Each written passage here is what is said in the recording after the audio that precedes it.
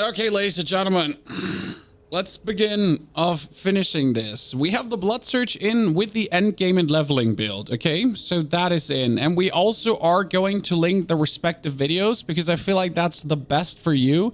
If you're asking yourself, okay, but you know, like you want to know more, you don't just want to know what is the build good at. You want to also know what can you, like, how can you actually level with this? So for the Necro, the best one is probably to link the live stream because the live stream is almost at 100,000 views. I mean, I don't know how one of my live streams is actually becoming the best video I've put out there in a while.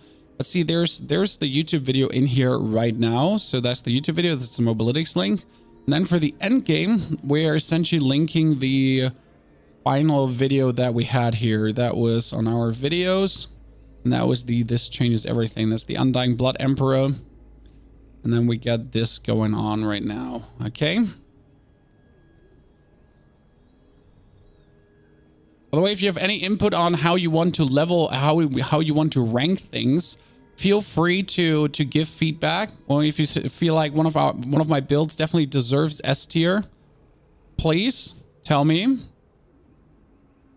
I'm not sure which one I would rank so far the highest from all my builds. I guess the actual, like, the Bone Spear might be sadly close to being the S tier build. So this one here, the Bone Spear is close to being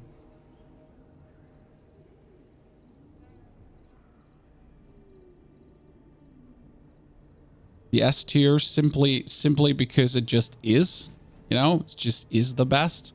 It just works so well. I mean, sadly, because I don't want it to be the best build. I don't want Bone Spear to be the best build.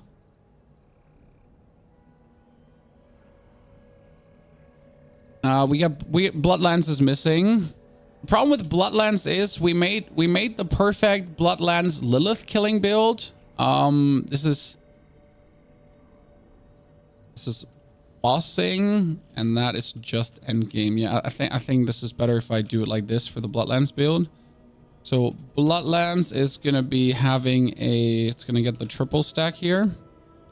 It's going to have endgame and it's going to have bossing because there's literally a build that's just perfect for killing bosses.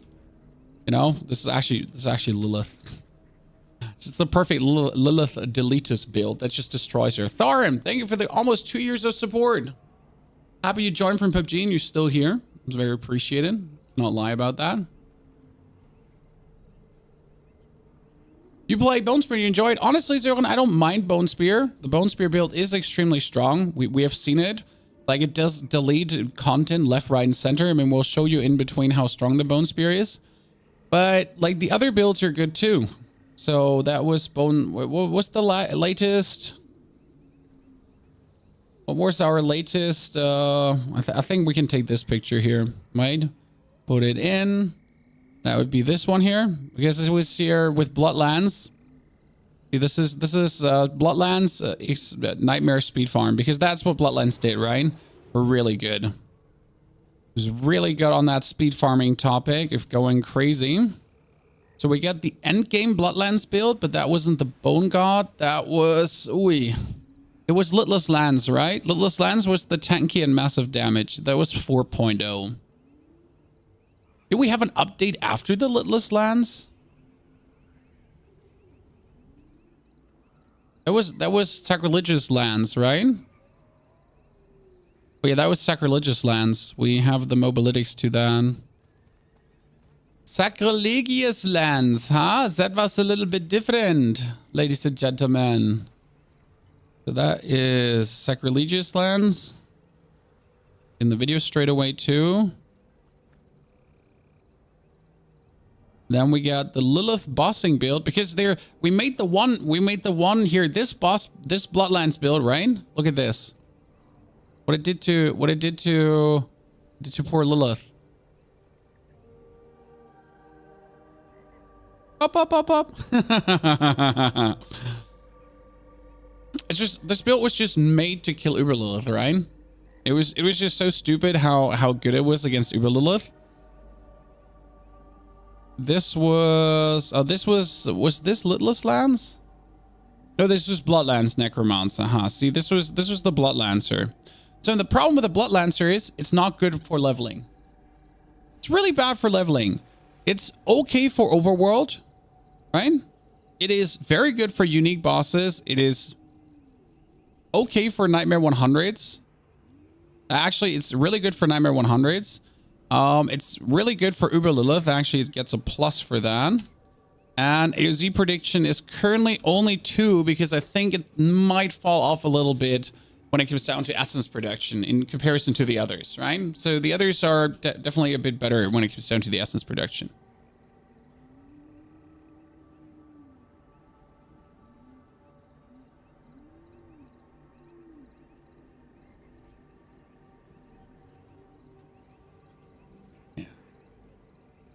Tharum, I'm totally with you, and I fully wholeheartedly agree. So what other build are we missing? For the people that know this channel, that have seen all the builds, what are we missing right now? That was the Blood Search build, Blood Search build, blood. This is the Bone Spear, Bloodlands Blight. That is the Druid. He has nothing to do with it. Oh, the Summoner. So this is the Summoner. The problem is, so the Summoner is... This is a very weird conundrum now, chat, okay?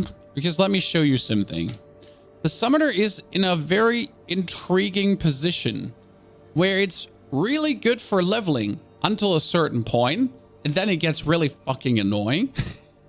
but like the first levels are just brilliant about that. Okay, where's the Summoner thumbnail? Do I not have it in here?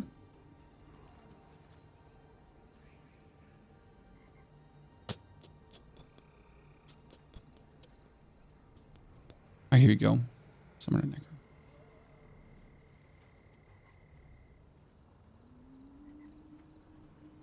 We're going to move it over here.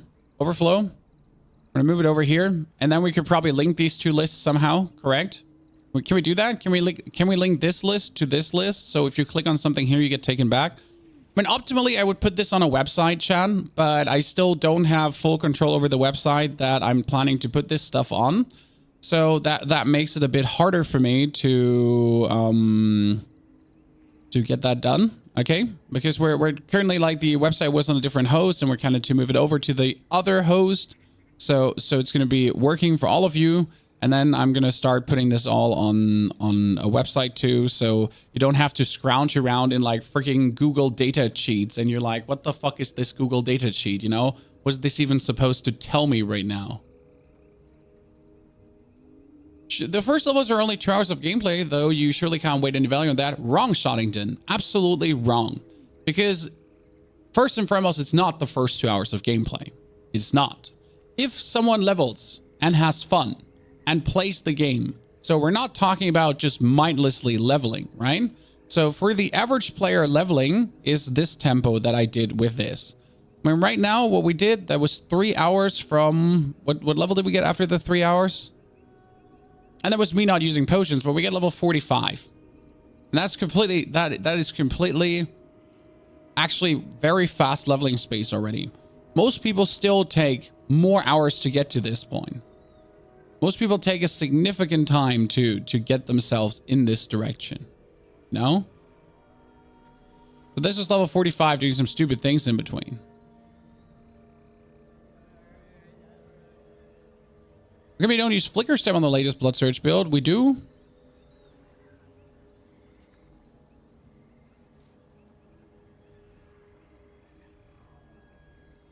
Oh, so it's Ghostwalker or Flicker Step. You can use both, Picoto. That's personally down to you, what you like. I use Flicker Step currently. I don't use Ghostwalker. It's just that both are possible to be used. Okay. Good. Now, where were we? Oh, that is here. Giga dot, everything. Let's zoom that out to 100%.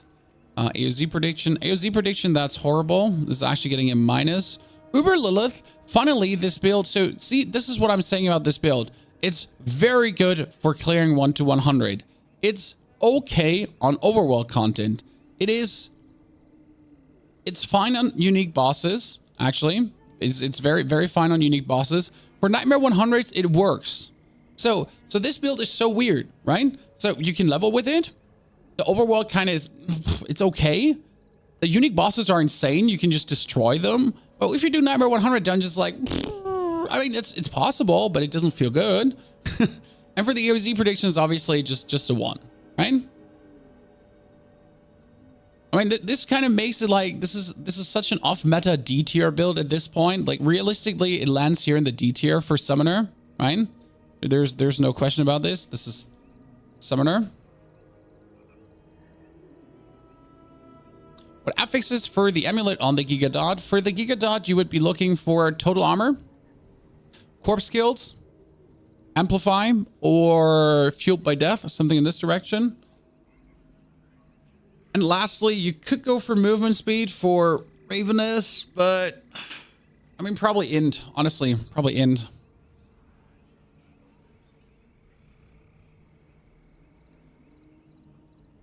Yeah. Good, that was the end game. This one has a leveling build because we just simply don't have leveling builds for everyone. Should I put end game in there? It's actually not end game. It's like 1 to 100 builds partially. So with this, there, then die. We have Summoner. That's Giga Dot. And what we're missing right now is, because there's the next build, Chan. There's a difference. So we have a Giga Dot build, right? Which is amazing. My chat is broken. Oh no. I didn't see you, chat. I am so sorry. I want to formally apologize to YouTube because I just completely put you out. Pure, good to see you there. Chris, Pod, greetings, Daily, Corrado, Underdog, howdy. What's the best Necro build out of all of them? So right now it's very close between the Blood Surge and the Bone Spear. These two, this here and this here, these two are very close to being the best. They're just right now, they're hitting all the right spots. I mean, this is best for leveling, best for overworld. Really good for Uber Lilith, really good for unique bosses. AOZ prediction, Nightmare Dungeons is actually one of the best. Then you got the Bone Spear, which is actually a little bit better for unique bosses, a little bit better for Uber Lilith, if we're honest with each other. And it's not better for Nightmare Dungeons, though, because it might be better at bossing, but its worse is going through, you know? So that's kind of like how you have to handle that, you know? The Blood build is really enjoying. Honestly, it's kind of crazy how the Blood build is there. I mean, the Blood build... So, chat. The Blood build is maybe 30 seconds slower than Bone Spear on a boss. That's it. So we always have to be realistic because people are saying this build is slow killing a boss. This build is slow. The thing is, when they're saying slow, we're talking about 20 seconds versus 50 seconds boss clear speed. How is that slow? 20 versus 50 is not slow. It's just simply a bit less fast. But most people won't care about these 20 seconds. Okay, this was the without Ixfeld's build, Chan. Right? So this is the Ixfeld Sacrilegious build, but not on Crid. Yeah, but that's not the same one. Because we had a different one. So this is the Blood Surge. This was the other Summoner. There's the full Summoner, but that doesn't even deserve to be put in. That's Tempest. Tempest was without Ixfeld's. That's the... Okay, we still have the Bloodwave Necro, right?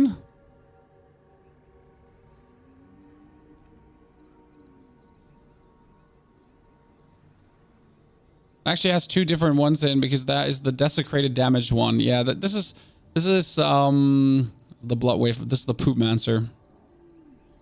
Poopmancer. Might still be one of my favorites, the Poopmancer. It's just brilliant because you're literally like you're pooping on things and you're destroying them. I have to say, like probably my proudest creation from all of the creations, but that's simply because it just is. What can I say? The Poopmancer is just great. Where is the thumbnail we used for the Poopmancer?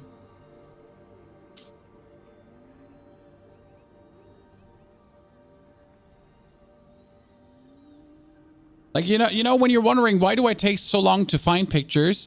This is what I'm looking at. This is where I'm trying to find the respective thumbnail. And I'm kind of like, where is it? And why can't I find it? I still don't see it. Might not even be in this list. There it is.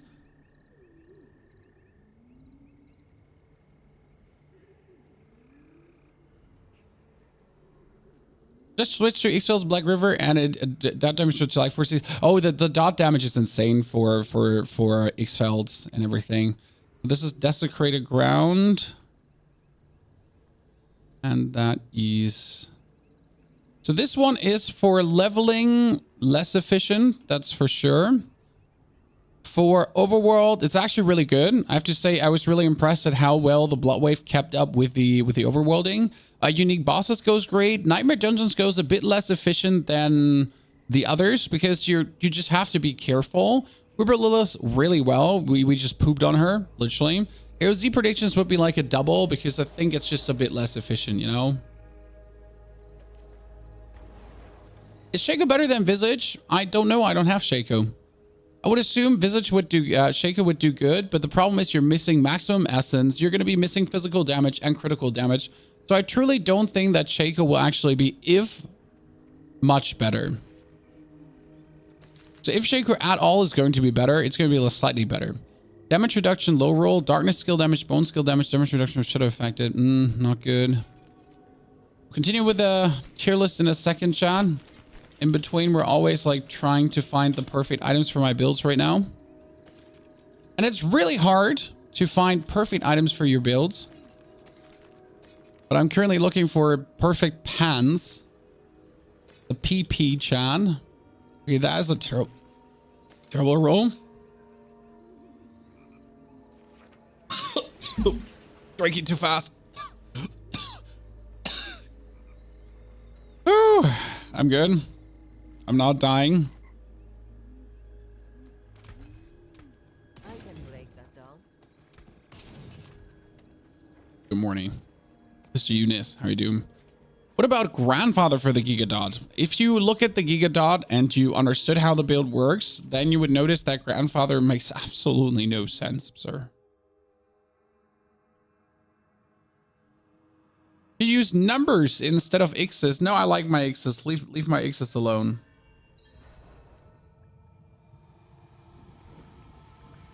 I want to use skulls instead. So we have 1, 2, 3, 4, 5, 6 builds. No, wait, I miscounted. No, it's 6 builds. Wow. That is Blood Surge, Gigadot, Bone Spear, Bloodlance, Summoner, and Poop Master. These are my most iconic builds this season.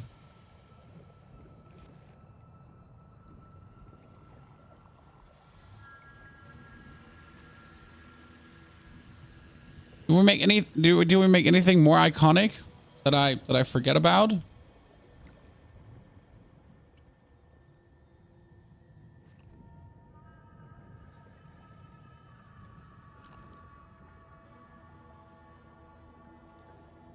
Minions? We have the minions. We have a summoner, but we don't have the full summoner.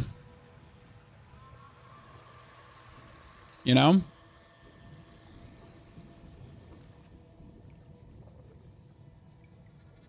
So we do have a full summoner here.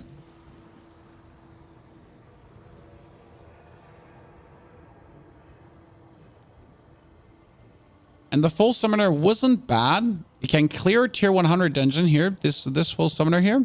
This was without Ring of Mendon, without anything. Okay, like truly without any of this stuff. You know? Tier summoner. Just really that. Just everything. Just give the full package. This was clearing a tier 79 dungeon. The problem is with clearing the tier 79 dungeon, it is very slow going. You get it done, but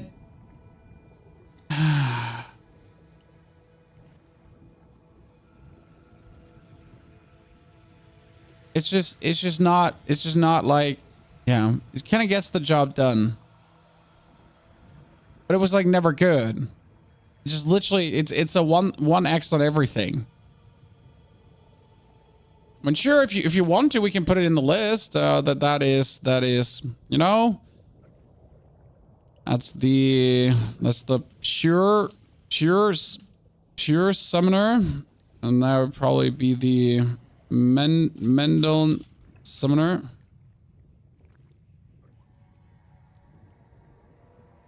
Right? So that's the pure summoner, that's Mendel summoner. Not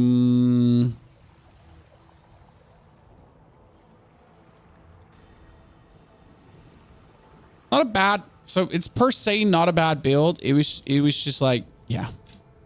I kind of want to make the build again, but for that I would truly have to level up a third necro because I'm not going to kill any of my necros just to make that build. Okay, chat.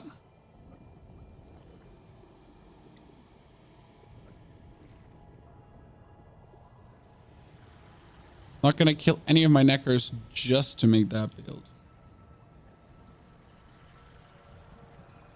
So the problem with this one is it's very good for leveling. Surprisingly, this one is good for leveling, Chad. It's horrible for overworld. It's horrible for unique bosses. It's horrible for nightmare dungeons. It's horrible for Uber Lilith, and it's horrible for AOZ. So yeah.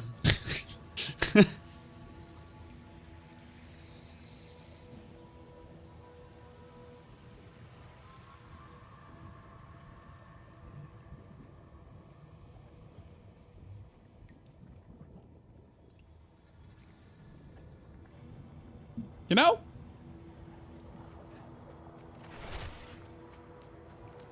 What about Blood Surge with minions? I mean, Blood Surge with minions works. No hurt feelings. And we had a lot of fun with that, but it falls off later on. I mean, again, it works for everything. It can do everything.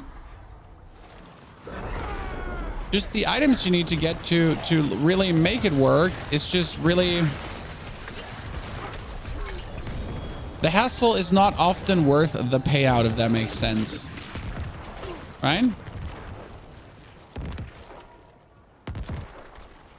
You're still having fun with the Bone Spear. I mean, we're still having fun with the Bone Spear simply because the Bone Spear ain't...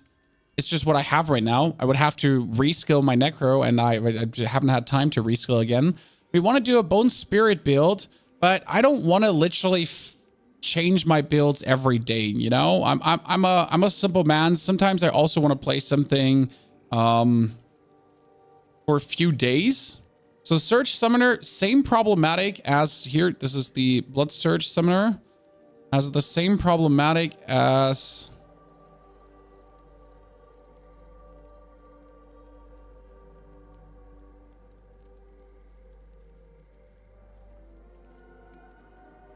Well, I definitely want to make it work once I have perfect items for everything.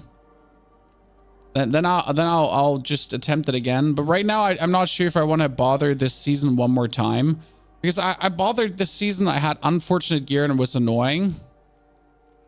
So this is already a very good list, right? Because people have been asking for me to do this for a long while. We need to fixate this, right? We need to fix this here. How do I fix something again? Format. Ooh, how did you fixate something? Fixurin. So see, like, so you keep this here at all time. Haha, look at me, Chad. I Fixurin this just for you. Bone Spear leveling and endgame build the same. Yes, but for leveling, use Iron Maiden. That's essentially the thing. For leveling, you're not going to use Bone Storm. For leveling, you're going to use Iron Maiden for the longest while, because that helps you. There is like for Necro leveling in general, I highly recommend watching this video. Asmon Bold. So I highly recommend watching this video. This is like for Necro leveling, Necro secrets, fast 1 to 100. This is literally the video that talks about how do you level the best with Necro.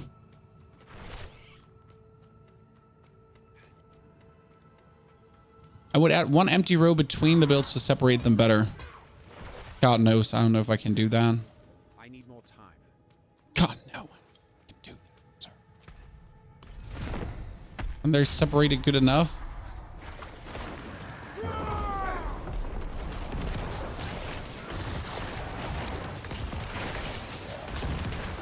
He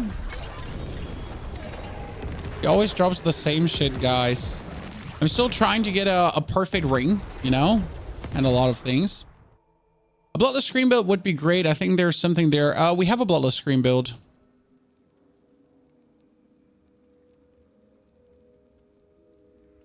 It was made during this stream. Here, bloodless scream. Called the Frost Necro.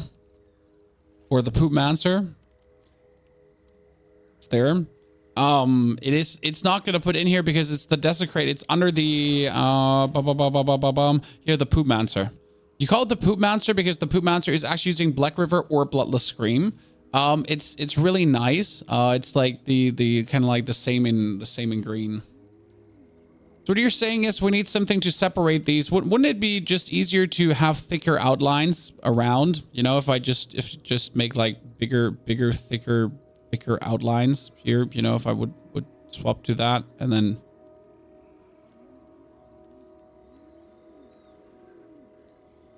We work with this.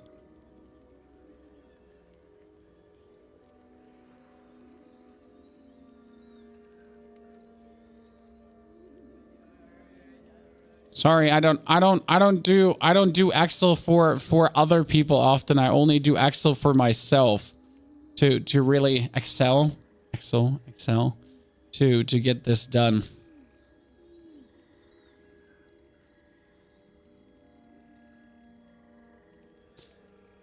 Yeah, so let's search both builds, Gigadot with the video. So how many? 1, 2, 3, 4, 5.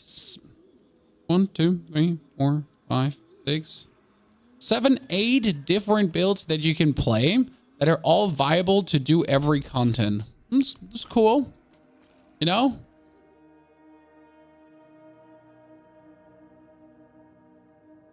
I mean that's quite nice. That we made so many, and this is not including the Bone Spirit build that we made that actually worked, right? This is not including the Tempest Storm that evolved into the Gigadot, because that's that, right? This is not involved. This is not including all the levels of Blood Surge builds we made until we arrived at the tanky Blood Surge build.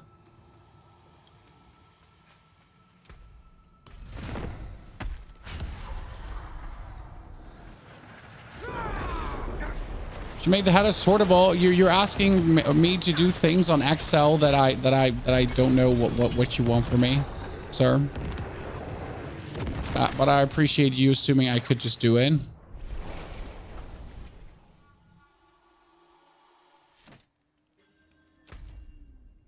I don't think any other class has that many variations. No. So the thing is, I don't think any other class has that many variations, which actually work in the end game, right? I mean, you can do many variations with other classes, but do they work that good? Army of the Dead Necro, no, it's in here. The Pure Summoner. That's Army of the Dead Necro, Chris. Come on now. Come on now, brother. Brother. That's 500 gifted. Barb has a lot of builds also. Yeah, Hota and Upheaval. And like, so the thing is that each Barb build kind of uses all 3 shouts more or less, right? And that's about it. So 3 shouts and a different core skill, 3 shouts and a different core skill, 3 shouts and a different core skill. Now you could also say that most Necro builds use Corpse Explosion and Corpse Tendrils, but it is quite different. You did a Bone Spear Necro? No. I didn't do a Bone Spear Necro. I did the Bone Spear Necro, Chan. Not a. It's the. There's a difference in the connotation here, okay? I'm gonna delete the game if I don't get that shield. I am so sorry that you don't have the shield yet. I'm so sorry. By the way, I hope you liked the thumbnail, Chan. Close all of this. Okay, so now if I would have to say which one is the strongest, do I put pictures now? Oh god, the PC is now shortly taking after I close Photoshop. You notice how nothing is doing anything right now. I can't click anything. I gotta wait a second. I just closed Photoshop. So when Photoshop closes, he just frees a lot of data from the back end. You know. So do we now put like, do we put pictures in here of the skills, or what do I put in here for you to understand? Do I put a word that links? Do I put a word that links back to this, Chan?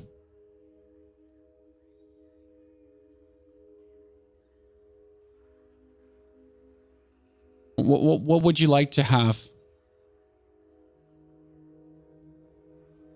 When you can click between these. By the way, there's also this in here, Chan. Also here. I have to update these though. This is a bit outdated yet. So this one we have to update too. Which unique is actually good for which build? You know, can we play in which build? Because we made a list for this too. It's Google Sheets? Yeah, it's Google Sheets.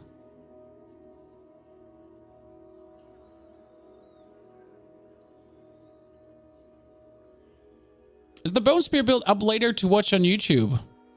What does up later mean? What does... Quick question, chat. What does up later mean? But also, how are you liking the new font? Because we're trying out a new font. We used it on the Bone Spear Evolved now. In comparison to the other font. I feel like it's a bit better to read. If you compare like the This Changes Everything to the Bone Spear Evolved, I feel like it's a tiny bit better to read, correct? How good is the Blood Surge build to clean bosses? The Blood Surge build to clean bosses is equally as good as the Bone Spear build. Again, like now the Bone Spear build kills every boss 30% faster than the Blood Surge build. Okay? Old font was better. I like the old font, but the new font is better to read. It's just simply better to read. It's not that the old font is bad, just that the new font is just a bit cleaner. And a bit cleaner helps a lot to make for the readability, right? Bam Bam Bully, thank you for the 30 centuries support. You see there. So, by the way, chat, while we're also showing you all the cool new things and making the tier list, we're also showing you how to pick the perfect item. Because right now, we're looking for the perfect chest. And we're looking for blood skill damage, darkness skill damage, and bone skill damage. And then damage reduction. Triple or double damage reduction is what we actually want to have. Offense we don't need because we're never going to play an offhand. Like, seriously. That is just simply not going to happen.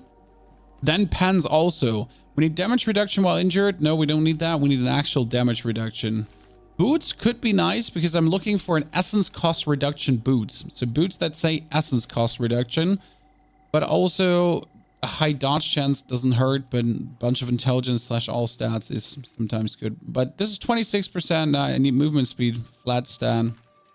So that ring is a 1.6. You can eat my ass. You can eat my ass. You too. 6.1 intelligence is nice. Lucky hit chance with while you have barrier is good. Ultimate skill damage. Huh. This one would be good if it had 2 ranks in gloom and I could re-roll the ultimate skill damage into total armor. Then it would be nice. Like this is sadly useless. Like this, it's sadly useless. This has movement speed, willpower, shadow damage over time, and ranks in Tides of Blood. That willpower is nice because willpower works good for the blood build. Tides of Blood is nice too. Movement speed is nice. But I would have to reroll shadow damage over time into total armor. And also my actual build doesn't really play an amulet. Because we play Banished Lords. The new Blood Surge never runs out of essence. It doesn't. Because it's so good.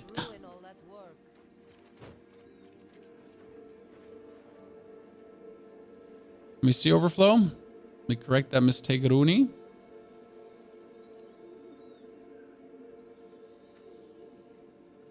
Do you like the new title?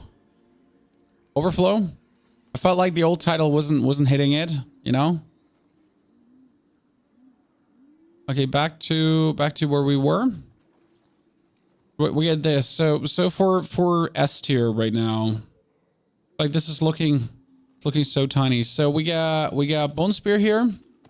We definitely have Blood Surge. I don't see how the Blood Surge build is not S tier currently. And if we're straight up going for what they both do, we got the Blood Surge each. This is what the Blood Surge does, right? We get it.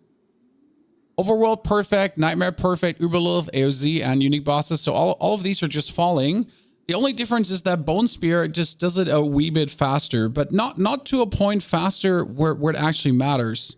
The Bloodlines build, for example, is absolutely insane at clearing things, but the Bloodlines build is a bit slower at dungeoneering, and it does have some essence issues every now and then. And this is why I can't make the Bloodlands as smooth as the others. No matter what I do, there is a level of smoothness is missing. So I can't see how the Bloodlands is over A tier, and it might actually be B tier, if I have to say that. I mean, the bow summoners, this is pure summoner, Mendon summoner, and and the Blood Surge summoner, also the Surge summoner. They're all just landing there. There's no questions for this, right? What issue are you finding with Bloodlands? So there is a very nice way for essence reproduction, and you can get essence back with blood orbs, and you can make blood orbs. But the problem is if you play with blood orbs, you generally want to or have to play Blood Wave, because the corpse terminals are just not enough, and the random lucky hit production is also not enough.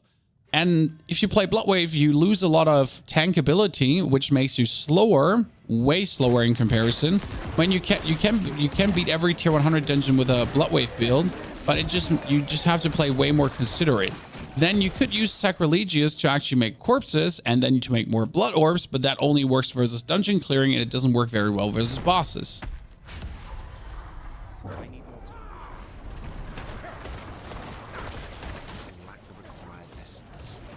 Should put a slot for most fun. I have to admit that all these builds are fun to play. I haven't made a single boring build. I will be honest with you. We haven't made a single boring build, so I don't think we need a slot for fun.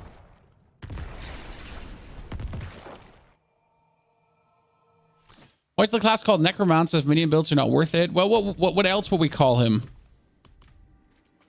Witch Doctor? I guess we're more of a Witch Doctor, right? I mean, blood magic, bone magic. Blood magic, bone magic, poison magic. We're a Witch Doctor, actually. Like an all unique gear build, that's not really hard, to be honest. And it's still working.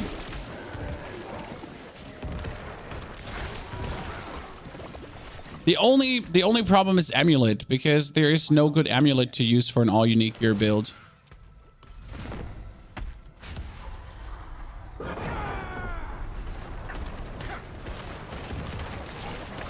Because the only real unique amulet for the all unique build is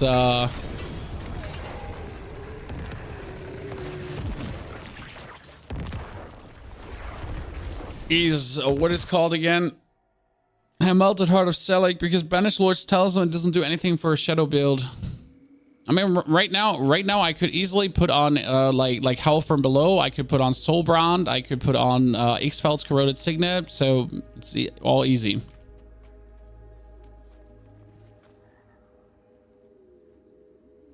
The only thing, so Bloodlands is that you can play it with the same spec as Blood Surge. Oh yeah, absolutely. I mean, Blood Surge and Bloodlands each are absolutely interswappable and interchangeable, and the only thing you have to change is one single glove, right?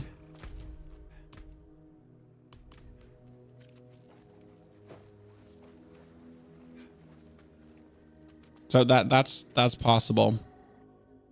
Okay, my question rather is, Chad, where are we ranking the Giga Dot? So the Giga Dot is nice, but it's definitely slower on bosses than Surge and Bone Spear, and it's surprisingly slower than Surge. It does ramp up a lot of damage, and I think it will be extremely good in the Abattoir of Zir, because the more HP something has, the longer it's there, the better it goes. So it gets the job done, and you'll never be in danger of dying. But I feel like I can't put it under the S tier because it's just simply slower than the other two. So we probably have to put it here. If I put Giga Dot on the A tier, then you have to literally have Bloodlands be on the BB tier, because Giga Dot is so much better than the Bloodlands build. You know? What are we missing? Bone Spear, Bloodlands, Mendel, and Poopmancer. Oh, I'm a bit in a pickle here, because Poopmancer is insane for boss clearing. I don't know if you've ever seen the Poopmancer, but I can show you here quickly. As soon as Guido Maria Kretschmer is done telling us things about Lenore. Yes, chat, I watch ads too. You have a tip for Necro minions? Well, like here is the link to the list. Wayne, can I get you the link to? How are you in this? Oh yeah, you're obviously in this list already because the list is known. I can give you a link to this list, and you can actually find the... Here, by the way, Chan, if you're looking for a link to the list.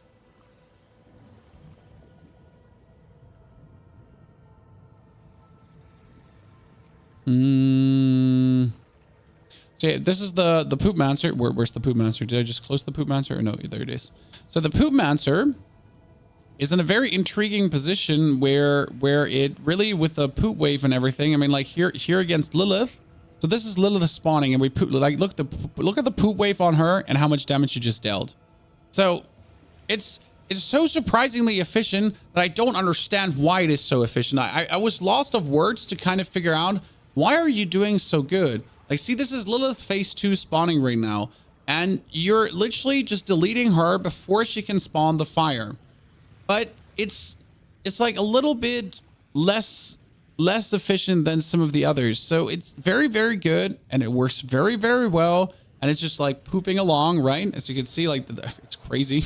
It's still crazy how good this shit is. The shit, get it? I'm still speechless when I think about how decent this build was. But it's just a bit less tanky. So it has all the damage, it has all the crazy damage, but it is just a bit less tanky. Which, in comparison to the Bloodlands build, it's super tanky. So I guess the Poop Mancer would come here. And we have the Poop Mancer. Then we have no C tier builds, Chan. Well, so if I have to rate which is the best of all these summoners, then Mendel gets here. And I think this is what I would say right now.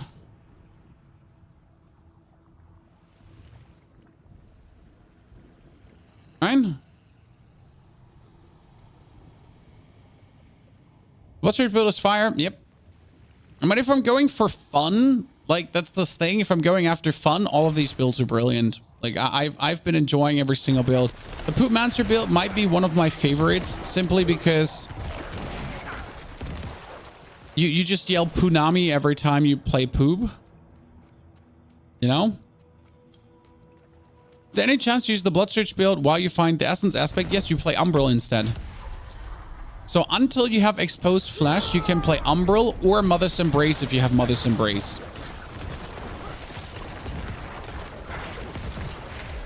Both work.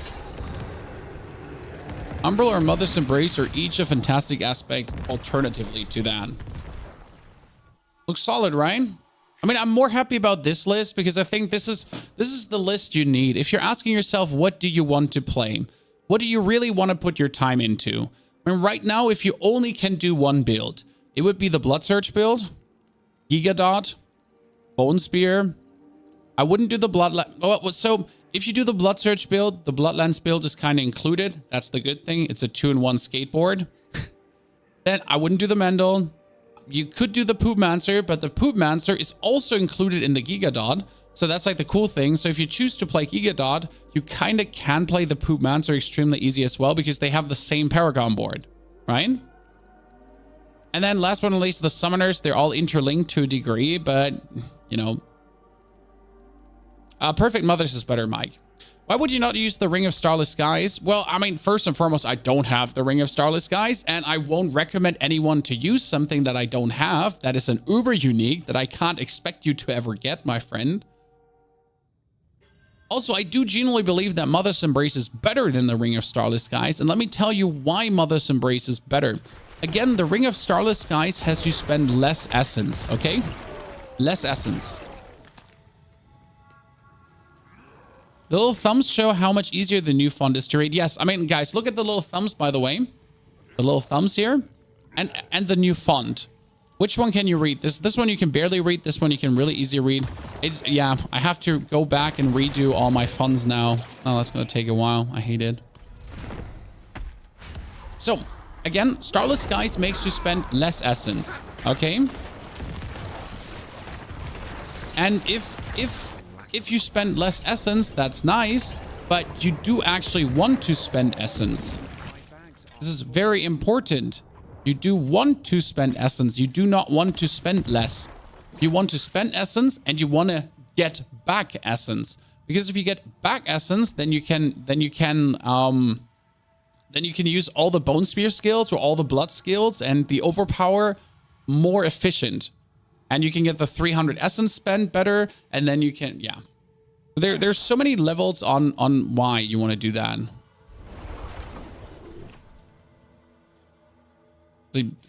Yeah, Mother's Embrace is better. Because if I spend 180 and the Ring of Starless Skies allows me to, like, I can spend 180 and I can essentially do 20 blood surges with Starless Skies, or with Mother's Embrace, I can do 30 blood surges, but they will all cost the same and spend my essence. Yeah. The refund for Mother's Embrace scales with resource generation. Yes, this is a very important part, and it's kind of a little bit weird, and this explains also a lot. So you have Mother's Embrace, okay, Chad? Where's Mother's Embrace? Which gives you back 30% of the resource cost is refunded. So now 30% of a blood surge. 30% of a blood surge is, in this case, 10 essence, okay? 10. I don't want to do the math, so I'm saying 10. But you get 10 essence back. This 10 essence gets multiplied by any essence generation you have. So if you have the Banished Lord's Talisman,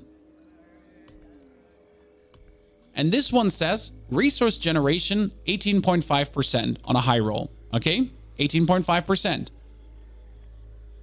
Which means if you have this maximum leveled up, that you get another 10 resource plus 20%. Okay?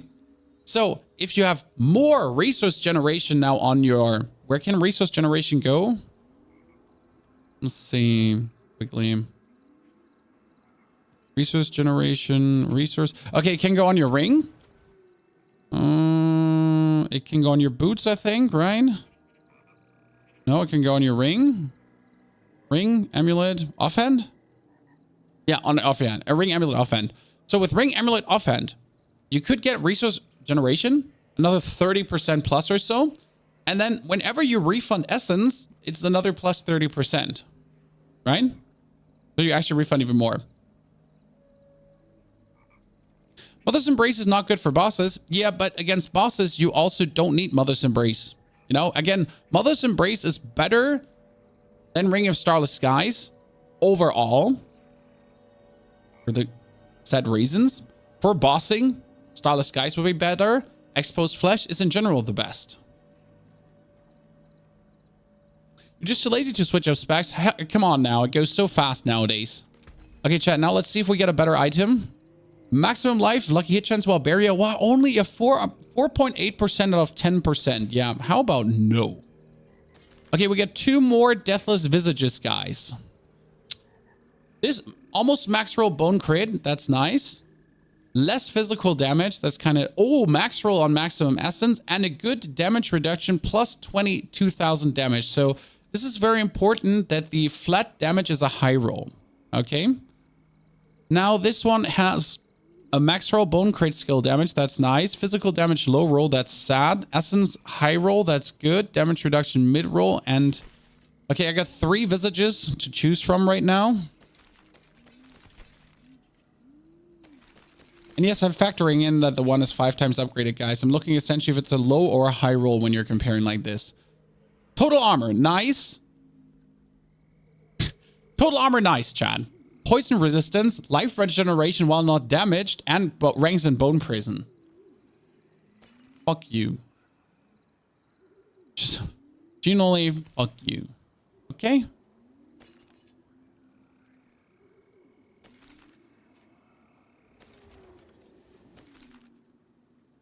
Fortify, lucky hit, damage to close. Here, resource generation can go up to 12%. So if the ring is 3 times upgraded, that's another 18 or 20%. So you can truly get 30% plus essence regeneration, which is actually kind of interesting. Oh, that's a high roll. What the freaking freak? Yeah, you call me animal names and spit in my mouth and the whole package, Chan. Look at this. I mean, that's perfect for this one because this one shall not be replaced ever. So that high roll is gonna stay on that. See, that's like a 3% increase in damage, but if we're talking about millions of damage, then a 3% increase is quite a lot, right? I wonder if they're gonna give higher item levels in AOZ. No. Finally, Bone Spear build, Master Slacker. The Bone Spear build is already uploaded on the channel, in case you haven't watched it yet. So we already have the video out about it. It's sadly, one of the best builds I've made this season. And why do I say sadly? Because hate Bone Spear. Fuck. Friggity fuck, fuck, fuck. I hate Bone Spear.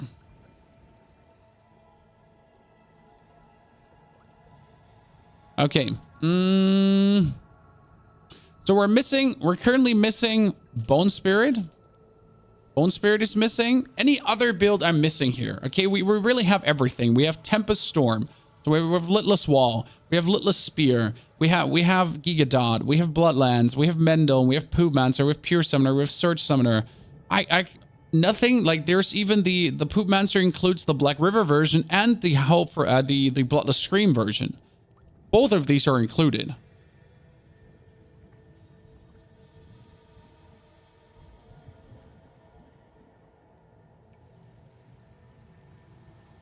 Send you a video about font changing. Chat, I have a very interesting question. Thank you, Overflow. This is good. I like it. I have a very interesting question, chat. Is there a way to make a script? Okay, like, I know it's possible. I just don't know how it's possible. Is there a way to make a script on my PC? Listen, that would automatically take a video file, put it into DaVinci Resolve,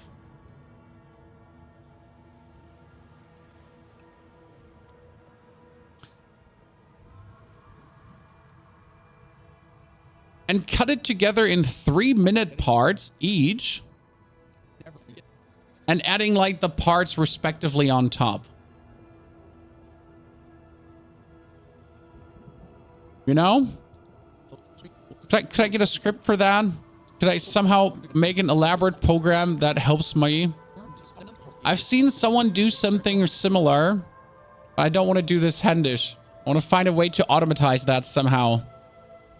One script to make you obsolete. Well, this is not obsolete, Angry Ginger. This is just a monkey process. Yeah, I know you can make something in Python. That's the whole point. I have seen someone. There is a very interesting video if you want to watch this, chat. Let me show you the videos. Like I can show you where. So vidIQ, they wanted to test how they could start a fully automated channel. Okay, so vidIQ sat down, chat. They're like, and they wanted to know, could we make a channel that works fully automatic? Okay, like literally fully automatic. So he wanted to have like things that John and the robot does, right? He wanted the robot to do the editing essentially.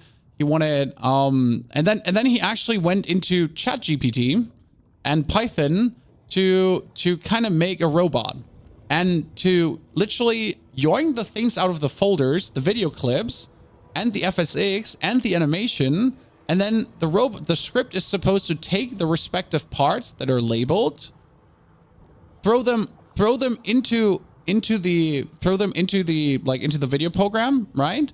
And cut it together. And it kind of worked, you know, to a degree. But this is a monkey task I'm asking for, you know?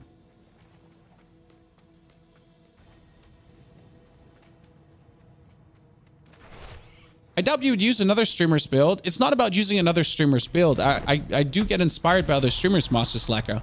I tried to do a Sever build, but the Sever build was just bad. I know that Macrobio Boy is working on a Sever build. I don't think he has it uploaded already. I know my boy Macrobio Boy, the Max Roll Guide Maker, he was working on something Sever related. He was working on making a 8 unique. Here the Exodia build, Chan. So this is the 7 unique build for Macrobio Boy. We can show this. This would be another build. He's essentially using Black River. He's using Like here, you see this, the Den Mother, right? She just takes the damage and she just going down nicely. And he's actually using Sever for this one. And I think he's probably playing Desecrated Ground version. Yeah, see there you see the procs. He's probably using Sever for the lucky hit. But he's just putting everything together. You know, it's like the ultimate one. So I think it's going to be very close to the Poop Mancer. As you can see, we have Black River. We have the Sacrilegious Souls. We have Ixfelds. We have Litless Wall, Flicker Stab, T-Bolt's Will, Howl from Below. He's playing Soulbrand as well. And Amulet and Helmet is nothing. You could even put on a helmet though. But like, as you can see, it's only 8,500 armor. So that's a little bit bad. But he's actually using Sever with this, which is cool. I think he's actually using Griefs of the Empty Tomb. Why would you be using Sever? And here comes the interesting part. Because Griefs of the Empty Tomb, and I have this item, has something that no other item has. And it's technically it's stupid to even consider this, but it's not stupid. Because the Griefs of the Empty Tomb, they have, not Griefs of the Impenitent Griefs, it's Griefs of the Empty Tomb. Do I not have the Griefs? Oh, I don't have them. Because I disenchanted them, because I hate them. So the thing is that the Griefs of the Empty Tomb, they have lucky hit chance with Shadow Scales.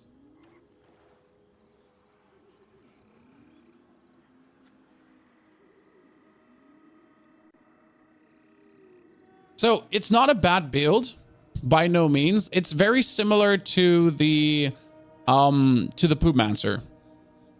It's essentially Poop Mancer without the poop, but it's also utilizing nicely Desecrated Ground, and Desecrated Ground can be crazy.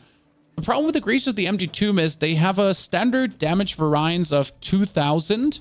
So even if you get 700% Desecrated Ground damage, what's 2,000 damage plus 700%, right? Sorkin, I am very good. Sorkin, we have changed our font. You might have noticed it on the YouTube. But we changed our font. I hope you're proud of us. You said we should change something. Change the font. So the build is obviously going to work. There was never a question if the build was going to work, right? Oh, I'm missing femurs. I can't do more. I'm done, chat. We have done all of them. So let's now try to find the perfect helmet, okay? We have to weigh them all against each other. We have a triple stack of helmets right now, chat. And it's gonna be hard. So this one,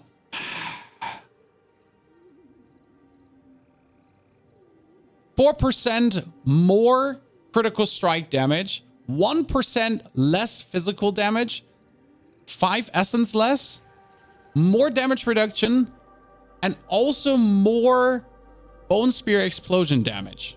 Okay? Compared to this one, who has also the physical damage. So if you now compare these two now, so this one has 2% more critical strike damage, but 5% less total physical damage. And it also has a less essence roll. The damage reduction roll is the same. And this one might be the perfect one. This one might be the perfect one compared to the existing one. So you have the same high roll on bone skill damage. You have a way higher roll on physical damage, actually. Oh no, wait, this one is the one that we're comparing. Wait, no, which one is the one we're comparing? Shit, now I'm lost. Which one's the one we're comparing? Oh, this one is the one we're comparing, yeah.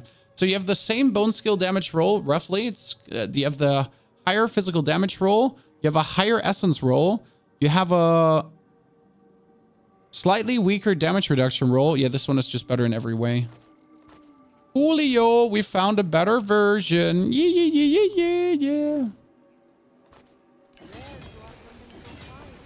If we're now looking at this one fully leveled up in comparison to the one existing. So the one existing we have has 2.2% more bone skill damage and 0.9% more damage reduction, but less essence and less physical damage. And this one has slightly more armor as well, and it has 400 more damage on the Bone Spear explosion.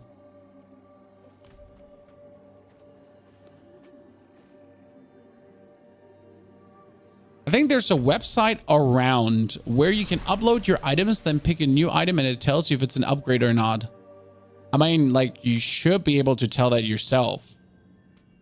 Right? Grumpy, minimally. minimally. I'm gonna be absolutely fair with you. That one you should be able to do yourself. I mean, then again, if there was a website that would automatically go over the items in my inventory and when I mouse over instantly tell me if it's better or not, you know, sure. Like automatize it. But if I have to upload some pictures, if I have to make pictures, upload them, until then I've figured out if something is better or not already myself 3 times over. Okay, amulet. That is willpower, movement speed, ultimate skill damage, rank to all macabre skill. This one is actually good for the bone spear build, especially with the willpower. We might... The rank to macabre skills is kind of... Oh, this is fueled by death. Critical strike against injured enemies. Useless. Bone skill damage. Nice. Damage reduction from distant enemies. Nice. Ranks to fueled by death. This is not a bad amulet. I mean, we can reroll the... I mean, right now I'm using movement speed, total armor. So the problem is I would need total armor, and then I'm going to be losing the movement speed, so a little bit attack speed. But we get a damage reduction from distant, and that's better than the corpse skills, to be honest. Right? So if we're going for this one, that would be probably slightly improving the build. It will make me slower on the zooming standpoint, but...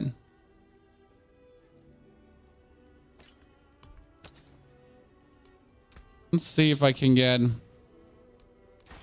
Probably will never get total armor percentage, right? Like how much am I willing to throw away here money-wise? The answer is not a lot. Oh, that's my doorbell. I'll be right back.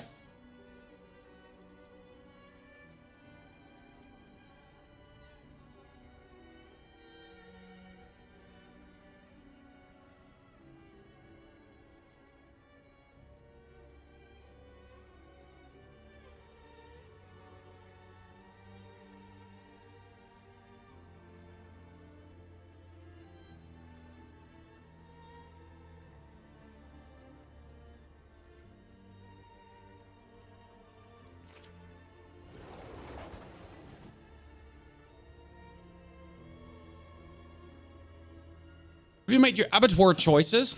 For Abattoir, we have the ultimate Necro tier list now. What would you recommend as a more survival or tank build for Nightmare 100? Lilith and AOZ. Blood Search or Bone Spear? The Blood Search is more tanky in survival. Bone Spear is very good. Blood Search is definitely a wee bit better on the survival part. Bone Spear is a wee bit better on the damage part. That's how you have to look at Blood Search versus Bone Spear. Okay. What do you do today? We today created this amazing tier list for you. I'm actually going to put this in the description of the YouTube video.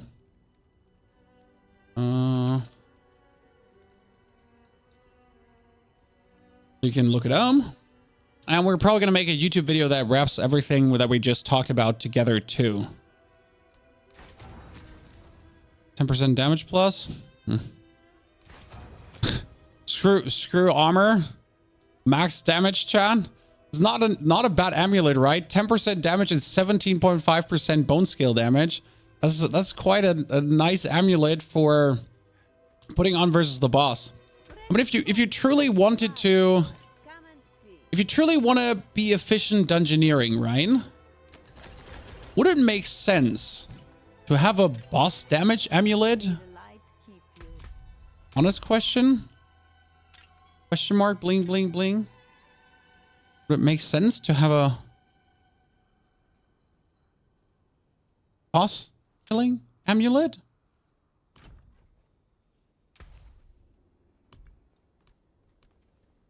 I mean, yeah. Wouldn't it? Wouldn't it? Okay, we need to upgrade this 5 times. I don't know why I'm wasting all my money on these things. I mean, just look at this one now. It does 15% all damage plus, 26.2% bone skill damage, has a nice damage reduction, and fueled by death. It's kind of like everything, huh? Messystash.com. Honestly, I'll blame my ADHD. I tried to fix the stash so many times, I simply can't. Okay, this is a little bit more resistance, a little bit more poison resistance, less lucky hit, and that's annoying, but way more life. Bit less essence, but it's a perfect roll on everything it does, so I have to replace it. And I hate that I have to replace it. Time, then. What's your favorite town for convenience? I mostly go for Kjovichat because the stashes are put the best way. Karagar ain't bad, but Kjovichat is just like a little bit better when it comes down to where the stashes are situated. I mean, right now, I would take this amulet just literally for killing bosses. Yeah. I have a corpse tendrils. Where's my corpse tendrils? Corpse tendrils. How many corpse tendril aspects do you want? Yes, Chad. Yes.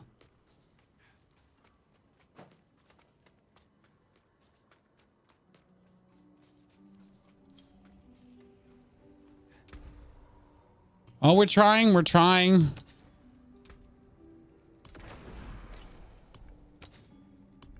Oh, no, not that amulet. The other amulet. Wait, no, no, no, no, no, no. Almost made a mistake there. Chad, breathe, breathe. Through the nose. The problem is, I can't really check if we're doing more damage with this amulet. Why? Because we're doing so much damage that I can't see the numbers. You know? You can't get Littlest Wall to drop. Keep trying. I hate to say this, but keep trying. It's really worth it. Littlest Wall is love. How about Bone Spear? A Bone Spear is right here. If we're going for the... I mean, like, I know this tier list looks a bit tiny and we have to make it more beautiful, but this is the more important list. So this is the list that has everything in it, like the 1 to 100 overworld unique bosses, nightmare, like all the how strong the respective things are. Okay. Plus obviously here video. So there's a video link for each of the builds as well. There's a mobilytics. There's a build link, you know, so build link as well. Build link. I know that's ugly, but I'll just keep it here right now. So you get that as well. So you have this going on and you know that you have a build link for everything. It's everything like in one file together. This file I've been waiting to create such a long time now. And once again, what did we learn, Chad? I'll never be able to create this myself. Okay, wait, if I just do one single enemy, right? And now we have the non-damage amulet.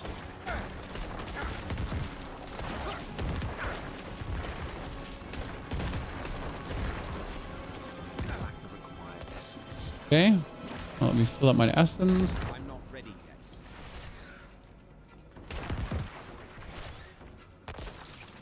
Okay, cool, cool. Yeah, I think the numbers are instantly higher.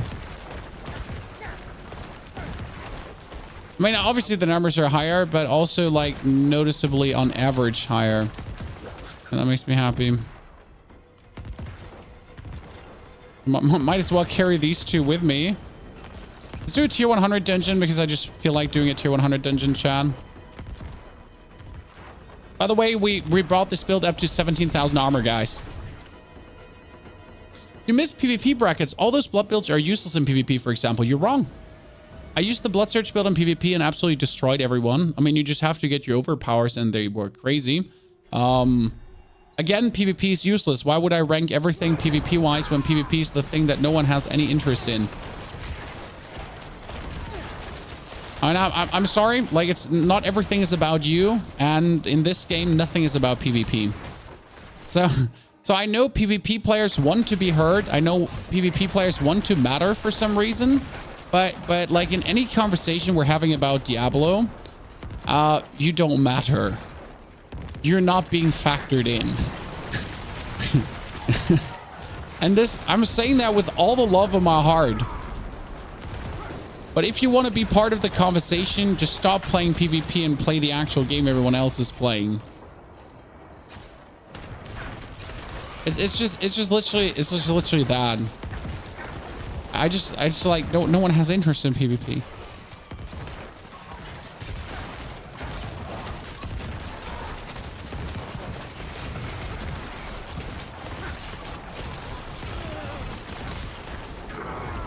I mean, for PvP, it's always hard to say what works and what doesn't work because there's no 1v1. It's mostly 1vx. And for that, for example, the blood builds are actually really good to 1vx because you're going to be able to, by the way, here's 16,000 armor, 19,000 life. So in a 1vx, oh, see, you couldn't kill me with one shot. The builds were great. I mean, my Gigadot build, for example, I fought like 2 people at the same time that were pushing me, and they literally just died to, like, they were level 100, so they should have killed me. 2 people, one was a lightning ball sword. And what happened is that they couldn't even put a dent into me because I was just unkillable. Simple. Overpower is capped. Well, you're assuming that the overpower build only does damage with overpower, but it also has a high amount of crit damage, so don't forget to factor that one in. You know? So this is, by the way, where we're saying we just died a second ago, right, Chad? We just died a second ago. That was because we are the Bone Spear build, and again, the Bone Spear build just, there is a world where it dies. Because end of the day, it just does damage. Whereas the Blood Surge build does damage, but on top of doing damage, it actually heals with every single Blood Surge. So, and it's always fortified because it just kills faster. So the Bone Spear is good, and it does fantastic. But in reality, the Blood Surge just has this bonus of, on top of doing damage, it just gets healed with every single cast it does. Now you could say, oh yeah, sure, we'll just put on Undying to actually heal also on damage. And you can do this, by the way. You can play Undying. Very simple, very easy. Let's put these 2 back on.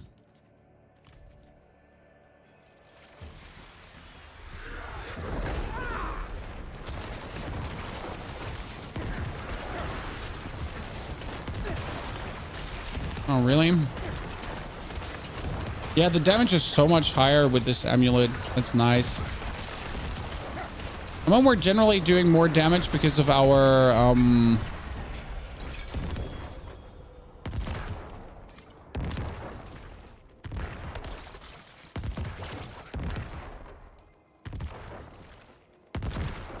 come on, brain, say it, or I'm gonna punch you so hard. It's not gonna be funny. It's gonna be like really sad to watch. Say it. Bum bum bum bum bum bum bum bum bum bum bum. I lost track. I didn't know what I want to say. Because we have the new helmet that has more damage. The new helmet, Chan. So I like watching the stream as we see that even top builds can die in Nightmare 100. I mean, the reason you die in Nightmare 100 is obviously because you YOLO. I mean, if I would take the game serious, aka like playing what's it called again? If I take the game serious and I would play like hardcore style, I would literally never die. Because I would play the dungeons way different. I wouldn't just be heedlessly dodging forward and doing that kind of thing. I would always be playing a bit slower. Do other build creators make their builds in HC or SC first? No, a lot of them only play hardcore, which I do respect, but I'm a softcore gamer. So technically Bone Spirit is missing, Chan. That's the only build we haven't made yet. And I think that's what we're going to do tomorrow. Tomorrow is the day where we make a Bone Spirit build and we add that to the list because I kind of want you to also have a Bone Spirit build for the people that like Bone Spirit. There is quite some interesting concepts. I mean, you have the Ring of Sacrilegious Souls. You're going to be having shadow damage going on. You're going to be making corpses. You have corpse explosion. It's kind of crazy what you all want to put together. And then you're going to run around and you're going to have Bone Spirits essentially hitting for millions of damage.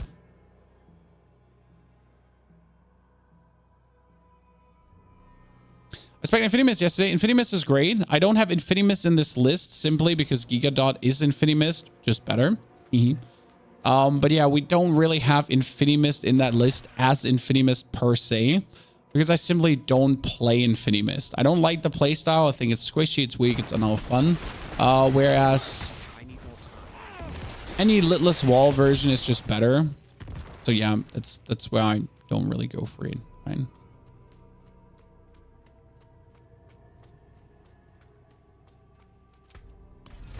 Let's build in general right now. Blood Surge or Bone Spear, to be honest.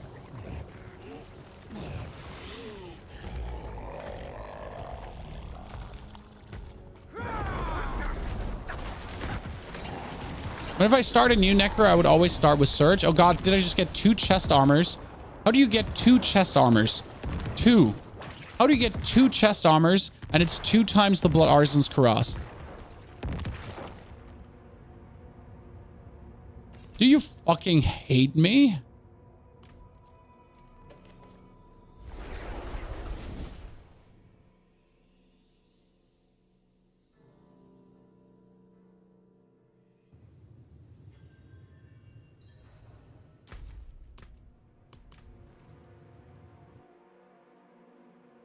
What's the build you're using right now? This is the Bone God build that we just uploaded a guide for.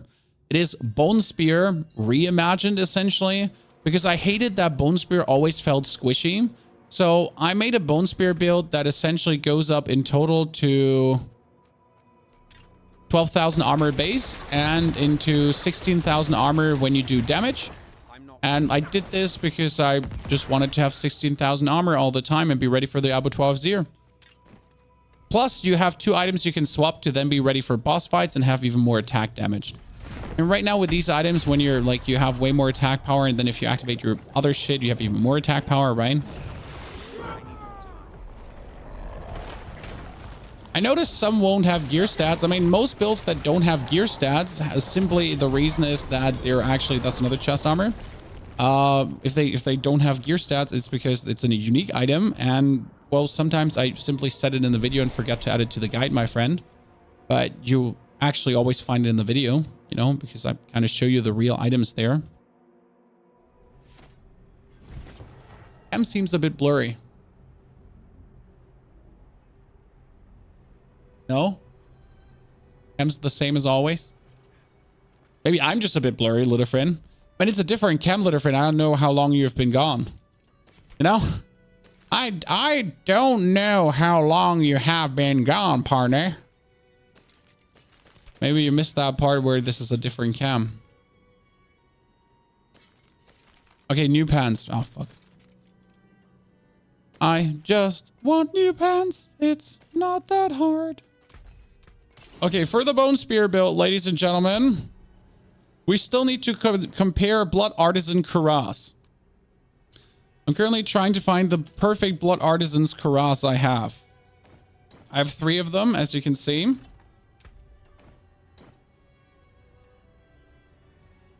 Okay, Blood Orb Healing, more maximum life, more on the other. 3 ranks in Bone Spirit over 3 ranks in Bone Spirits. Both are 3s, so the better one is the left one because it has more total life happening.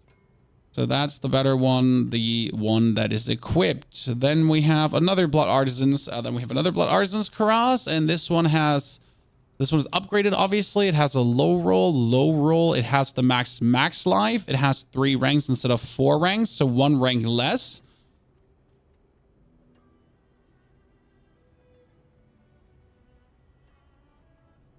But it only has 5 instead of 6. Yeah.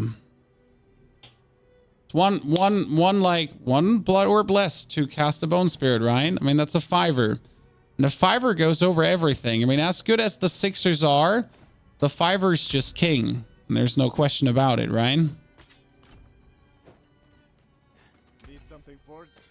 As much as I want to like the others, 5er's king.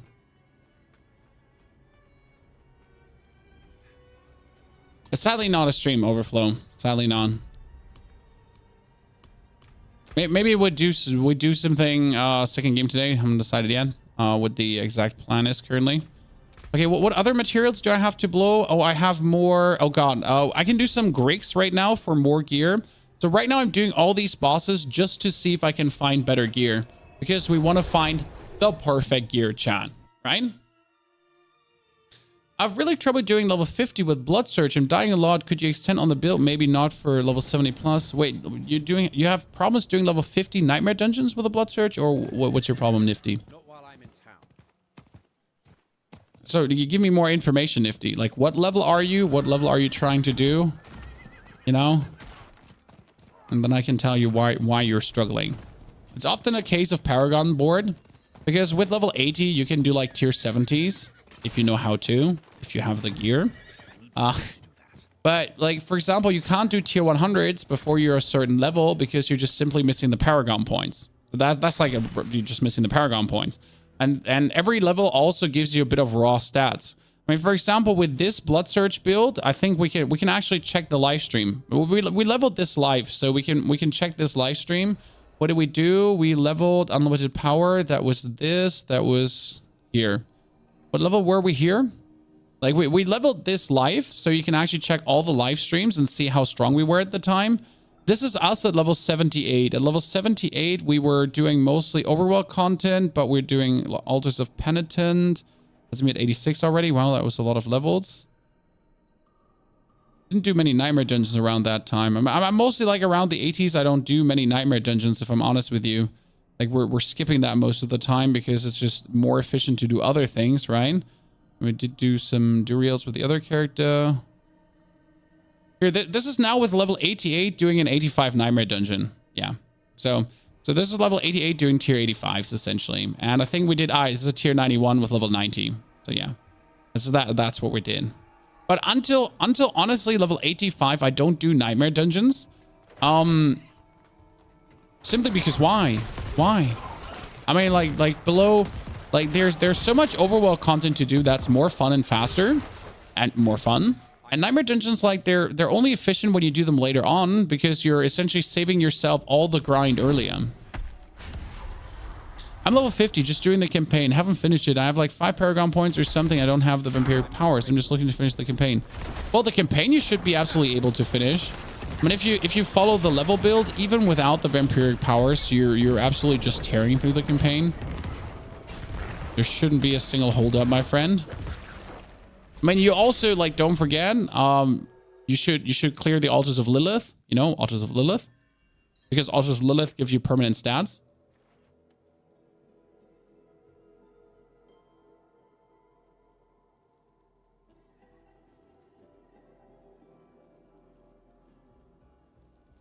I did that overflow for some of the builds. Not for every build, obviously. But for some of the builds. Also, if you're doing the campaign on World Tier 2, you're not doing yourself a favor. You know? Like, it's literally... If you're doing the campaign on World Tier 2, you're not doing yourself a favor because the campaign is harder than it has to be. I mean, if you like the challenge, congrats. Like, just enjoy the challenge. But just from a reality standpoint, right?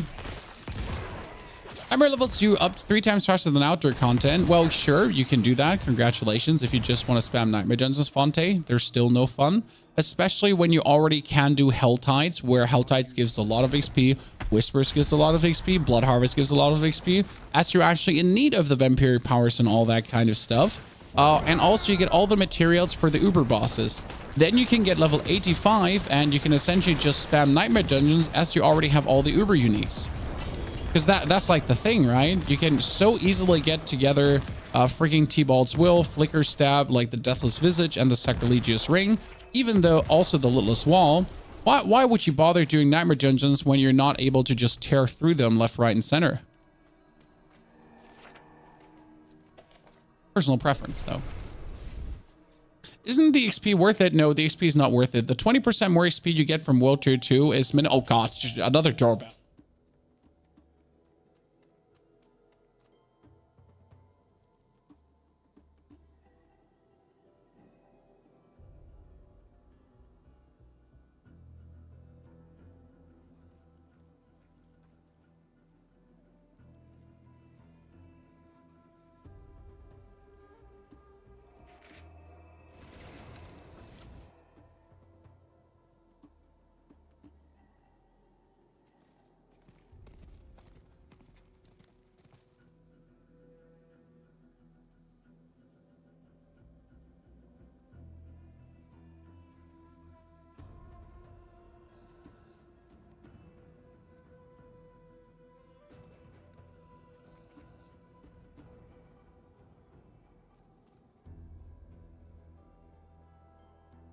Now, that was family and children. That was family and children. Outside it's snowing again, guys. It's snowing like crazy.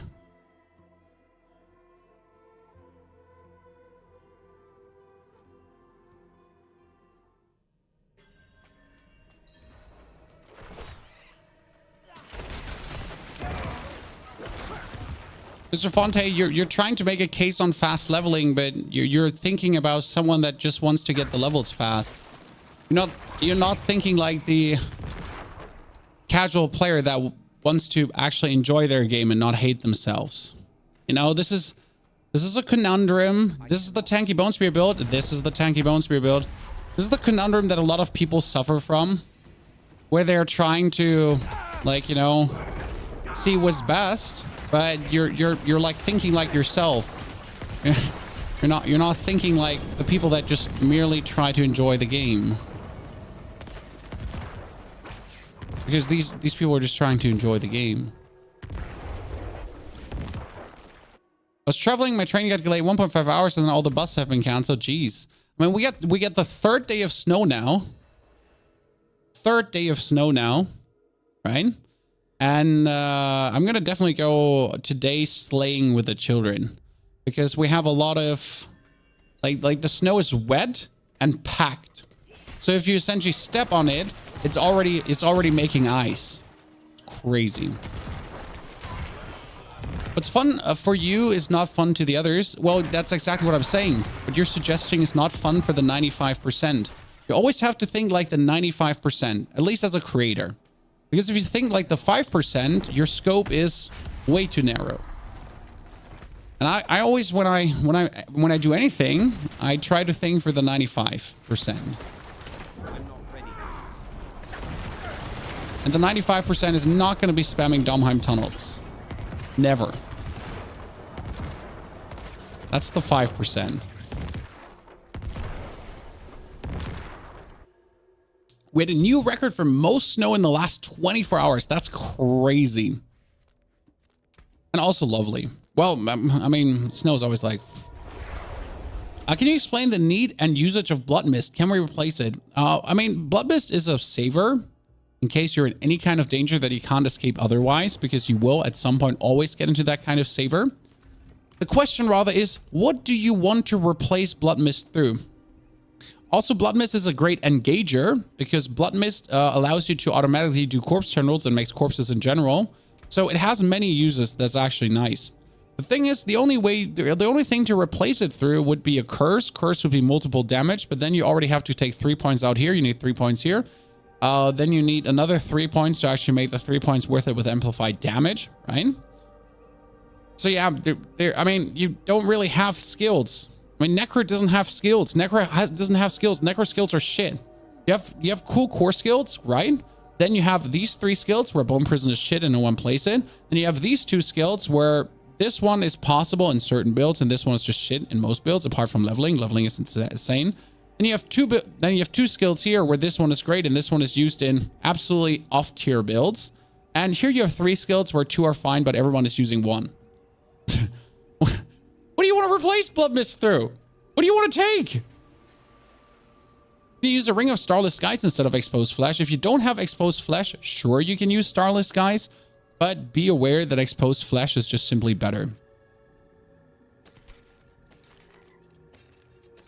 There's just nothing to, you know, there's nothing to go for. Nothing to replace it into. Yeah, these are all trash. There's like everything S tier trash. Like, okay, pans now. Pans, come on, guys. Damage reduction from distance. Low roll. Great. Fuck you. Damage reduction, shadow damage over time. Thorns, max life cold resistance. Screw you. Damage red, damage red, damage red. And each of them is a low roll. Okay, guys. Damage red. Great. 5.2. Amazing. Then damage red, but low roll. Then damage red, but low roll. Grease of the Empty Tomb. I guess I will have to keep now these Grease of the Empty Tomb to make my own 7 legendary unique super build. We have probably having to follow up in the steps of Mr. Makar Bio Boy. So I'll have to give that a try as well. Just why not? Amulets. Damage, damage, damage. Essence cost me. Damage reduction forward. Amp. Just sadness. Bunch of sadness, Chan.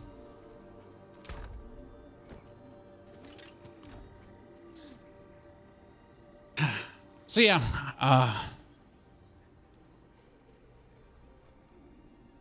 thank you, Rigizo. Thank you for the 29 beautiful months. All the best to you. I'm doing very well. Thank you for asking. All the best to you, my friend, too. Lagus also, and Kramba and Bully. Thank you for the 30 months, the 29 months. Also, chat, don't forget to check for your Prime Gaming support. It's really good, the Exodia build. The Exodia build is nice, but again, you're kind of like, it works, but you're making it weaker than it has to be, right? So using the seven uniques is fun. What I'd rather recommend is playing the Poopmancer, because the Poopmancer is essentially Exodia. This one is using Bloodwave and Black River together to just going crazy. It's beautiful. So the Poopmancer is the Exodia build, just in a wee bit less tanky, but not less tanky, just a wee bit less tanky. Any good luck with Duriel yet? I have 4 Duriels saved up, ladies and gentlemen. Can you put quickly? Wait, no, not yet, not yet. We need to do this. We need to quickly get the chest, and then we do Duriel, okay? Chat, we do Duriel with the community in a second.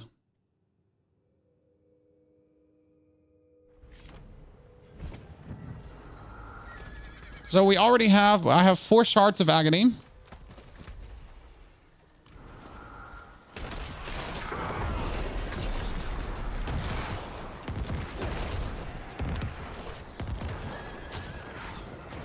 Four shards of agony. What website? This website? That's our website. This is our tier list we just made for you. This is the tier list we just made for you.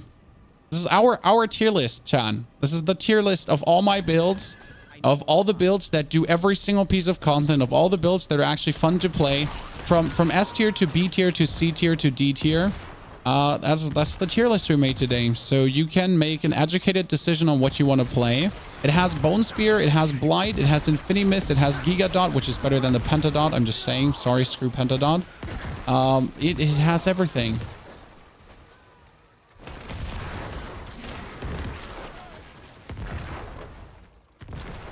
My friend and I are around 50 each. No luck at Duriel. I mean, you know how it is.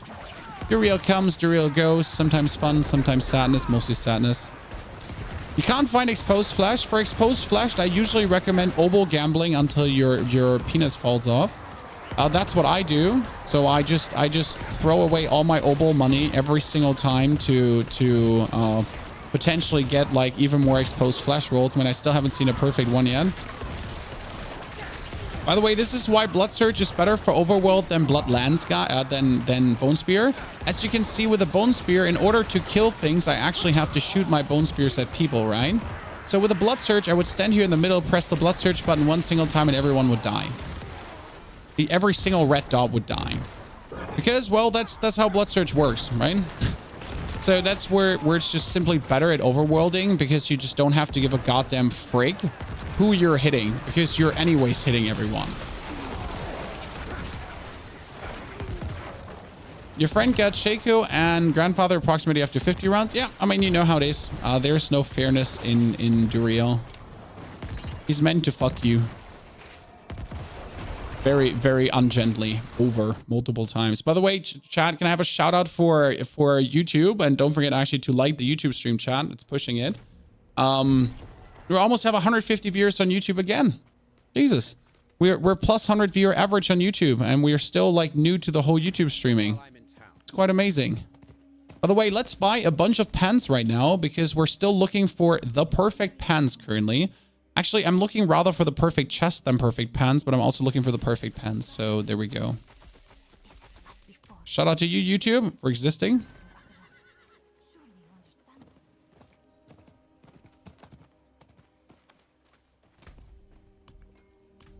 Okay, let's see what we have here. Damage red fortify, damage red close, and total armor. Wow. That one is not bad. I mean, it's a total armor low roll, sadly 14 instead of 19. The fortified is a high roll, and the damage close is also a high roll. That's not bad. You know, I would like a less conditional damage reduction, but I won't complain about this.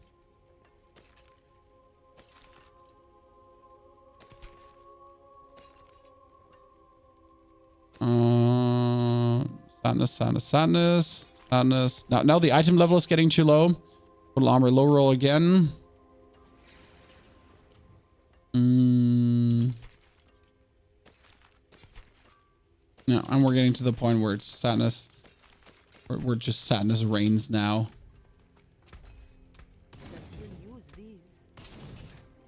Oh, see, there was a lucky grab on that pants. That could actually be a good one. That's the way to get Forgotten Souls. I don't have any problems with that, so I don't actually know where to get them.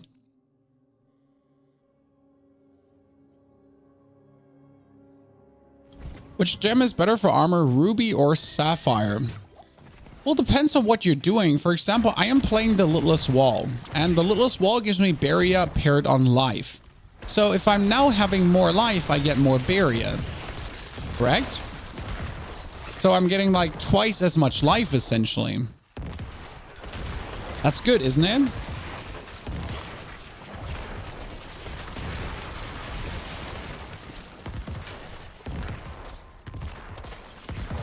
Also, since I'm mostly unstoppable, the damage reduction while crowd controlled doesn't really work for me because I'm not actually crowd controlled. Yeah. Why prison is not good? I use it in Bloodlands build. It gives essence and makes everybody vulnerable. Works nice with tendrils. It's not bad. Don't get me wrong. I have a bone prison Bloodlands build as well. It's just clunky, unintuitive, and again, it's slow. So the Bloodlands build you're playing, I can heavily assure you that your Bloodlands build is extremely slow and inefficient. Now, I'm not saying your Bloodlands build is bad because it's not. It's just slow and inefficient. Because we essentially were playing also a Bone Prison Bloodlands build, and it's just clunky in comparison to what otherwise you can do. Because then we made a Bloodlands build that is essentially using Barrier, Litless Wall, and other shenanigans, and that's just literally zooming through the content. And killing everything in a nightmare dungeon and is undying and can just go around, and yeah. So the reality is that, again, Bone Prison is just a useless skill at this point. The only reason you were using Bone Prison was because you wanted to have a skill that were triggering Lucky Hit. That's why we were using Bone Prison. But right now, most of the mobs, they just essentially just straight up walk out of your Bone Prison, right? Also, Bone Prison was actually used in tier 100 dungeons, the old ones, because Bone Prison could hold everyone away from you. So the old tier 100 dungeons were really dangerous because in the old tier 100 dungeons, you actually died on contact with the enemy. And that's where Bone Prison helped a lot because Bone Prison actually kept anyone from touching you. You know? Full corpse explosion built with hell from below, inefficient and bad. I did it. The problem is like that you just literally don't want to play hell from below. As much fun as that 40% multiplier is, there are other multipliers which are just better. So hell from below used to be that one glove where you're like, oh man, hell from below is great, isn't it? But it's actually not. Because glove can have too many useful aspects, especially when it's down to boosting core skills. Critical strikes, overpower, and other shenanigans. So I used to be a hell from below lover too, don't get me wrong. If I now think back what my recommendations were in the Eternal Realm, I'm almost disgusted with myself, Chan. Then again, we learned just so much in the past month that like you obviously get better. So you shouldn't look back at your past videos, right? You just got better and you made better guides. That's what we're here for. To just improve net total as a guide maker and as a content creator. But yeah, Howl is just it's F tier. Like realistic F tier. I'm not saying you can't play a corpse explosion build. Again, you know? You can totally play corpse explosion. Don't get me wrong. There's a full corpse explosion build that's great. That clears tier 100 dungeons. That kills Uber Lilith. You can even use Black River. It's all shits and giggles. It's just not as efficient as. I mean, it's like if you look at the tier list, for example, you're essentially having the Poop Mancer, and the Poop Mancer is insane. It just absolutely destroys Uber Lilith. But it's just not that good in Nightmare Dungeons. Whereas the Bloodlands is super good against Uber Lilith. There's a certain build that just absolutely obliterates her. But the build that obliterates Uber Lilith is not good in Nightmare Dungeons. Also. And it's also not that good against tier 100 bosses, to be honest. It's decent, but it's like a bit clunky. Whereas the Bone Spear just absolutely eats tier 100 bosses, and it's just absolutely crazy. But the clearing speed itself is slower than Blood Surge. Blood Surge is slower on bosses. You know how it is, right? Every build is good at something. How does Blood Emperor compare to Bone Spear? The Blood Emperor is better and safer at dungeoning, but a bit slower on bosses. So Bone Spear is just exactly as brain dead as I said. I mean, you just don't have to like in any way look at your essence. You don't have to look at at anything. I mean, the only thing you have to do in Bone Spear is make sure that you stand max distance to the boss. Because if you're standing max distance to the boss, then you are making sure that most of your bone splinters are hitting. And that's that. That's the only thing you need to look out for. And then you're just literally pressing the 2 button while you're pressing left click to walk forward. So yeah. Howl is a really cool unique. Howl is a really cool unique. Yes, Howl from Below is amazing. Like in numbers and everything and the ability it has. But then again, is it? Is it though? Because Howl from Below shoots out your corpse explosions to randomly explode somewhere, right? And that's not bad. That's kind of nice and kind of interesting. But realistically, you don't want your corpse explosion actually to go anywhere. You just want your corpse explosions to technically be on one place and do the most damage on one place. But honestly, I did love the ghosts. The Howl from Below was just really cool with a minion build, because then Howl from Below was making bonus corpses with the Army of the Dead, because that's the thing. So if you're playing Howl from Below in a minion build and you're playing Army of the Dead, then Howl from Below with the minion build makes the maximum amount of corpses. So with Howl from Below, a minion build, and also Black River, that's the only way how it kind of makes sense, because the amount of corpses you then create with Army of the Dead and all that kind of stuff, yeah, that's actually crazy. Sure, you can do that. Army of the Dead, minions, Howl from Below, that's where it makes sense. See, there you go. But then you have to consider that minion builds is currently D tier or F tier actually, so the lowest tier possible. So yeah, again, coming back to the point, sure, you can do it. Sure, there's a build. Sure, it could work. But right now, the minion builds are all here. Terrible, terrible, terrible, terrible, terrible, terrible, terrible, terrible, terrible, terrible. Terrible, terrible, terrible. That's what the minion builds are. Would it be good to use Untimely Death as a placeholder for Exposed Flesh if I don't have Exposed Flesh? No, you would use Umbral. If you don't have Exposed Flesh, use Umbral or use Mother's Embrace. Each of these choices, whatever you have available. Umbral is available in the Codex of Powers, and Mother's Embrace is a unique that you might already own or not. Okay. You can use Untimely Death, though, instead of the Banished Lord's Talisman. That's possible.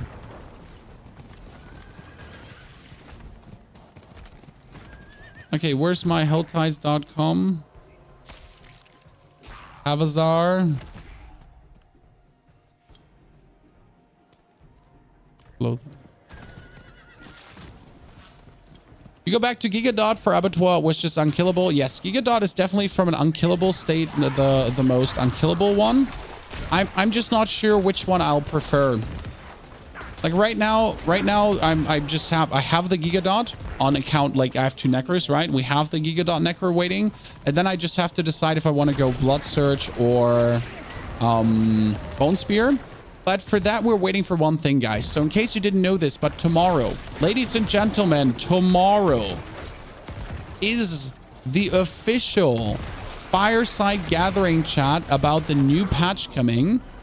And they will give us live Abattoir of Zir gameplay.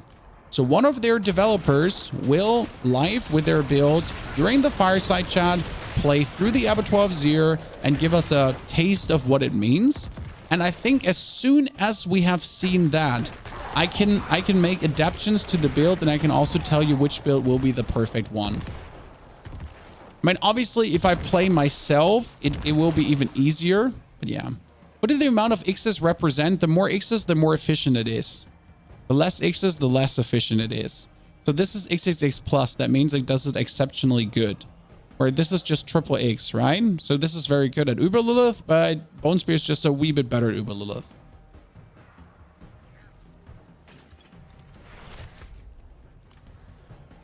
Zauglunge, thank you very much for the 29 centuries. Zauglunge. No, actually 49 months. Jesus Christ, not 29.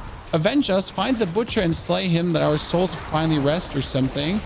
We recently killed the butcher, tier 100 butcher, my friend. So we did avenge you already before you did any mass for that. Zauglunge, thank you for the 49 months. Happy to see you still here, brother. Yeah, I don't know if you switched to Gigadot, but what are you playing currently? I mean, right now, I would wait for tomorrow and then see if there is a decision to be made or not.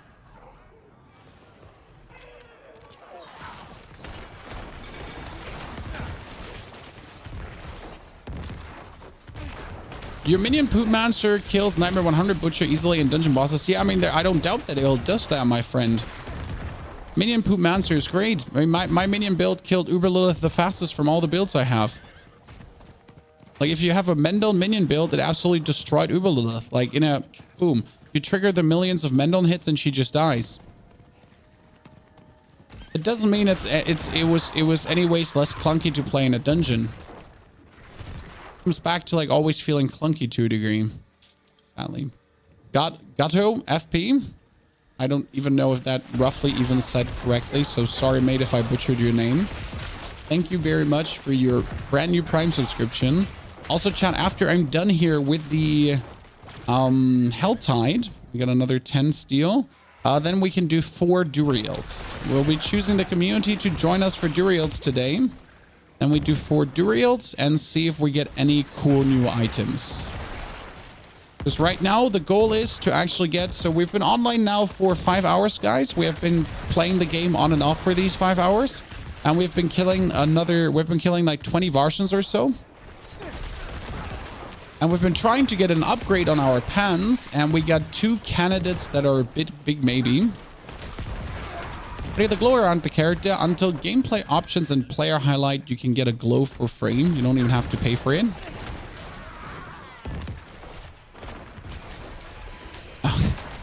Brazilian Portuguese pronunciation. I can't deal with that.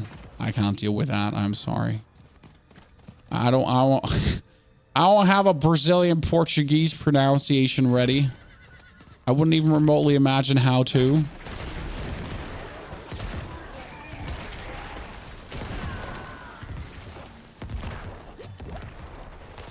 Boop. Come on, give me those last 80 cinders. You know, I know you have them. I know you don't want them.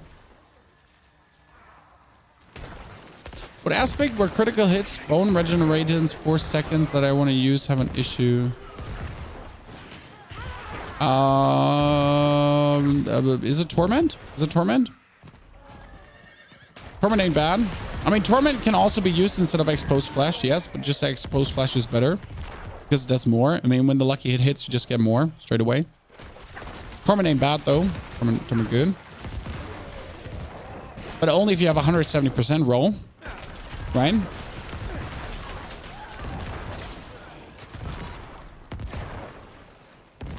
Is there Shadow? What are we talking about? All right, what did I miss?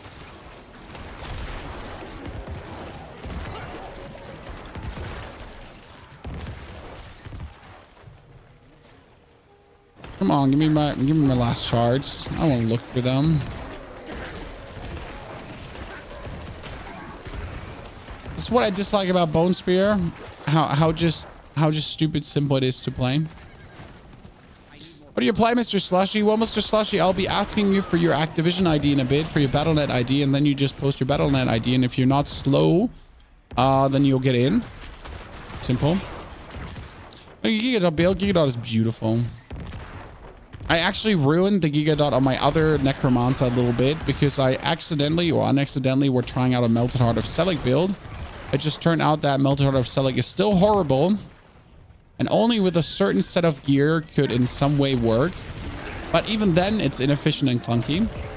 So yes, I know, guys. I know Mr. Rob has made an Undying Necromancer and it does work. It's rather inefficient from what I have seen. You know, it does work, but it's like...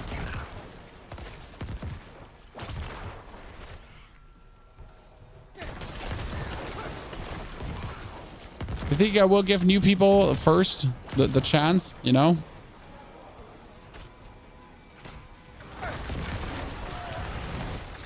Oh, ladies and gentlemen, it's a double chest. It's a double chest. Whee! Okay, yeah, so I will teleport out to Gia Cool now. So if you would like to join, just put your Battle.net ID in the chat. And then I can invite you to my friend list. And then you can join my party. And then we can kill some Duriels. So let's see who wants to come. We had Jerry and Mr. Slushy who also asked. Now let's see who we have here. Well, we gotta give YouTube a fair chance, guys, because YouTube right now is a bit behind. Okay. They had a fair chance. Max Sauce, thank you for the 53 months. Very good to see you there. Because we just set in. So we'll have a run a little bit down. I'm going to torch my gear here. Well, that's so useless. That is so useless times 2. So useless times 3. Strength, shadow damage over time, shrine buff, pound fracture. Corpor Gandalf. That is a fantastic name. I wish I had that name. Hanson. And backend, you're already in my friend list. We said first friend list people. Backend. But let them breathe, brother. Let them breathe. You stream on YouTube as well. Yes, we stream on YouTube. We stream on Twitch. We stream on TikTok, Facebook, Twitter, Trovo, Kick, everywhere. But what I and TikTok. Did I say TikTok? TikTok. What I focus on is obviously Twitch and YouTube. These are my two main communities that I focus on, that we're fostering and nurturing. I'm also on the Discord. We have our special channels for like Twitch subscribers and YouTube subscribers as well together. For the people that need a direct line and direct answers, because simply, I mean, these are the communities that matter in the big one. The other channels, I mean, I'm not saying like, you know, TikTok doesn't matter, but TikTok is just a funnel for Twitch, you know, but it's just that. The advantage on YouTube over Twitch is, and I'm sorry Twitch for that YouTube VODs, guys, actually earn me money, right? We talked about this, and I like to show you an example. So Twitch has VODs as well, right? So if you're going for Twitch TV /ponyhof/videos, you can see my past videos, right? So you can see all the past broadcasts. They have like here past broadcasts, 8,000 views, 9,000 views, 14,000 views, 8,000 views. So this is how many views the past broadcasts have, like, right? 14,000 views. The thing is, these 14,000 views, they don't do anything for me. There's nothing. This is nothing. Nothing. Like, right? But if you're now going for YouTube, for example, and again, hi YouTube, thank you for watching the live streams. And I'm going for this stream here. This is a billions of damage. This is where we tested the Necromancer, okay? This is where we tested the Necromancer. I think we had an average of 120 viewers, and we tried to get 150 billion damage, right? And we succeeded. So this was the stream. But now the stream is still getting views. So this stream is still being viewed here. It had 127 average, like maximum viewers, right? So it wasn't viewed that much. But now the reality is that this stream has earned me $131. Because it's getting views too, and that people are watching. Again, Twitch views don't matter on VODs at all. Whereas YouTube, even after the stream is done, even after the stream is over, YouTube still keeps earning me money, you know?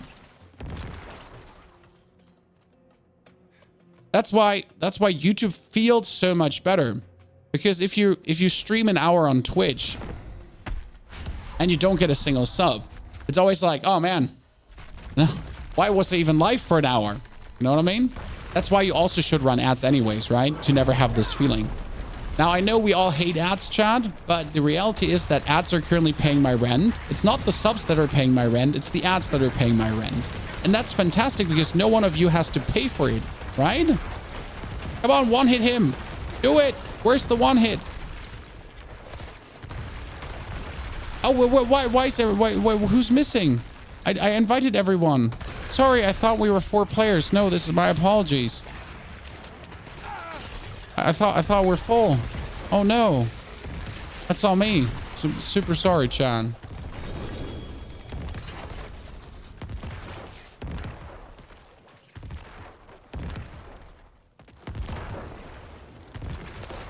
Okay, another Melted Heart of Selig? No? No Melted Heart of Selig? I'm just waiting for it. Now, I want you to calculate how much money you've lost in the last 10 years because Twitch didn't allow multi-streaming. I don't even want to know. I mean, then again, like focusing on one community full hard is definitely helpful as well. Like if you just deep on focus on one thing and don't try to get multiple things done. Because let's be fair, chat. In order for YouTube to work, we're making one YouTube thumbnail every single day. And these YouTube thumbnails, they have to be good. They have to be banging. They have to be looking nice. Can't just be a random thumbnail, right? I'm not ready yet. Also, chat, don't forget, we created our amazing Necro tier list today. I still have the link copied. We can put it here in the chat, and YouTube has it in the video description, where we rank all our builds, and we have all our builds also in a tier list here. I'm going to try to make that a little bit more beautiful for tomorrow's video. I think Druid is going to be the best class for Abattoir. I don't care. So Cordy, I mainly play Necro, so I don't care how good or bad other classes will be. I mean, someone made a comment yesterday how he finds it funny that Necros are just so weak and they're going to be the least important class in the Abattoir of Zir. But the least important class for what?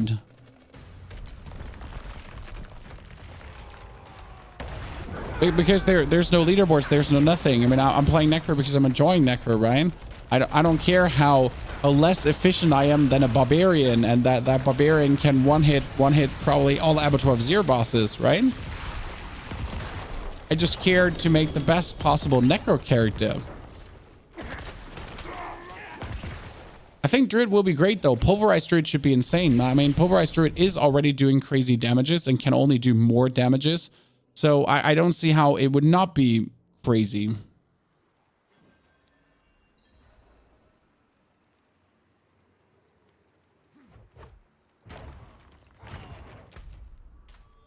Right? Okay, no. Actually, that has SN cost reduction. Crowd helmet, no.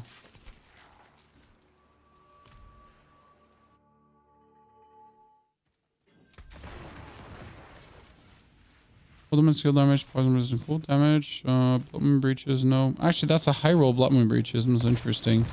But I already have a high roll Bloodman breaches, so it doesn't really matter. Right now, we're literally trying to find a better core skill, vulnerable, critical strike. Pressure with bone skills. Not bad if you get another critical strike damage here. So this one wouldn't even be bad, but it's also not max rolled out, so it's not really worth it. You know? Core power, core skill, basic. And last but not least, this one is useless. Sometimes you just look at an item and you just like, this one is useless. One-hit boss, very fun. Yep, some people don't understand that one-hitting bosses is not fun for everyone. I mean, it's cool to do like the 100 billion damage with an upheaval barb and Hota or whatsoever. But I do like fighting bosses, Chan. I mean, I don't mind having a 30-second boss fight, you know?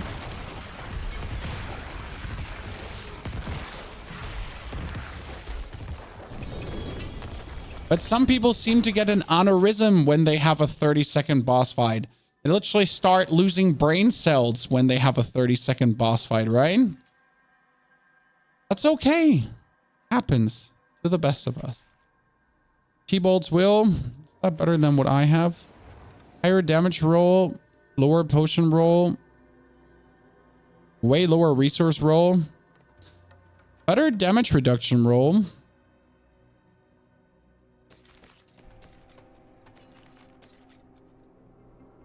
Terrible. That's total armor, nice, and shadow damage, nice, and the rest is just horrible.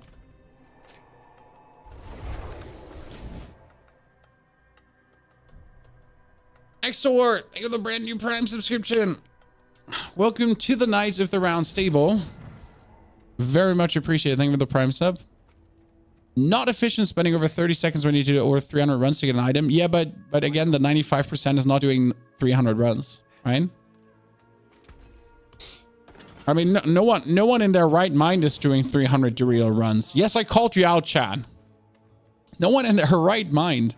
I mean, I haven't even done 300. There's people that have done 800 runs, and there's just normal people. Normal people that have a job, that have a family, that have a wife, that have kids, that have a life. I don't want to call you out, but I am the full-time content creator. I do this for a living. I get paid for this. And I have done maybe 150. I don't actually know how many I've done, but yeah. you get the drift. I haven't reset dungeon yet, right?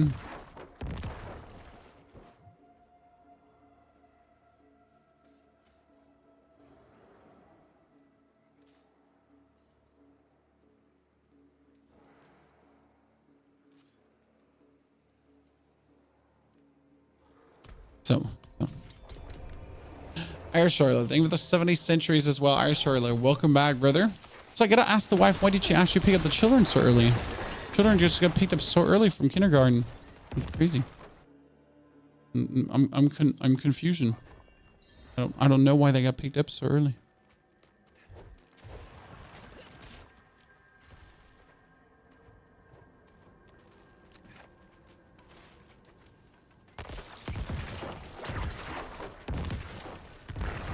By the way, Overflow, do you know this? Is the new season of Hearthstone, the new set, is that already in Battlegrounds, or is the Battlegrounds patch still waiting?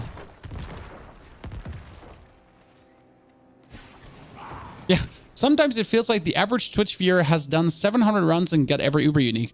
Well, the thing with the average Twitch viewer is, Shoddington, that a lot of, Gandalf, we're currently full, that a lot of the Twitch viewers are terminally online people, right? So not everyone, but a lot of the people that are on Twitch are terminally online people that are literally spending their life online. And yeah, it's a certain type of person. And that's why you have the feeling that the average Twitch viewer, oh God, Chad. Whoa, ladies and gentlemen, ladies. Mom, get the camera. Mom.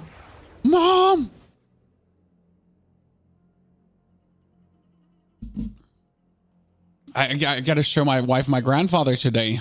I'm gonna get laid. Woo! Let's go. Uber Lilith. It's time.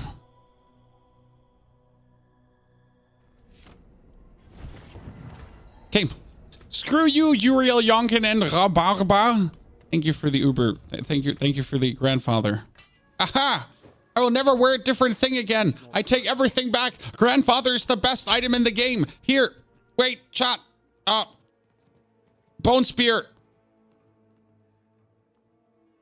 Fast, let's change the ranking.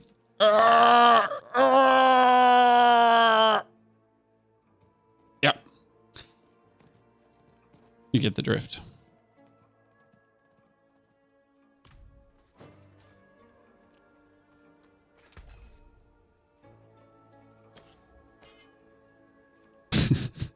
I have to make another cheat for it. Okay, let's upgrade it.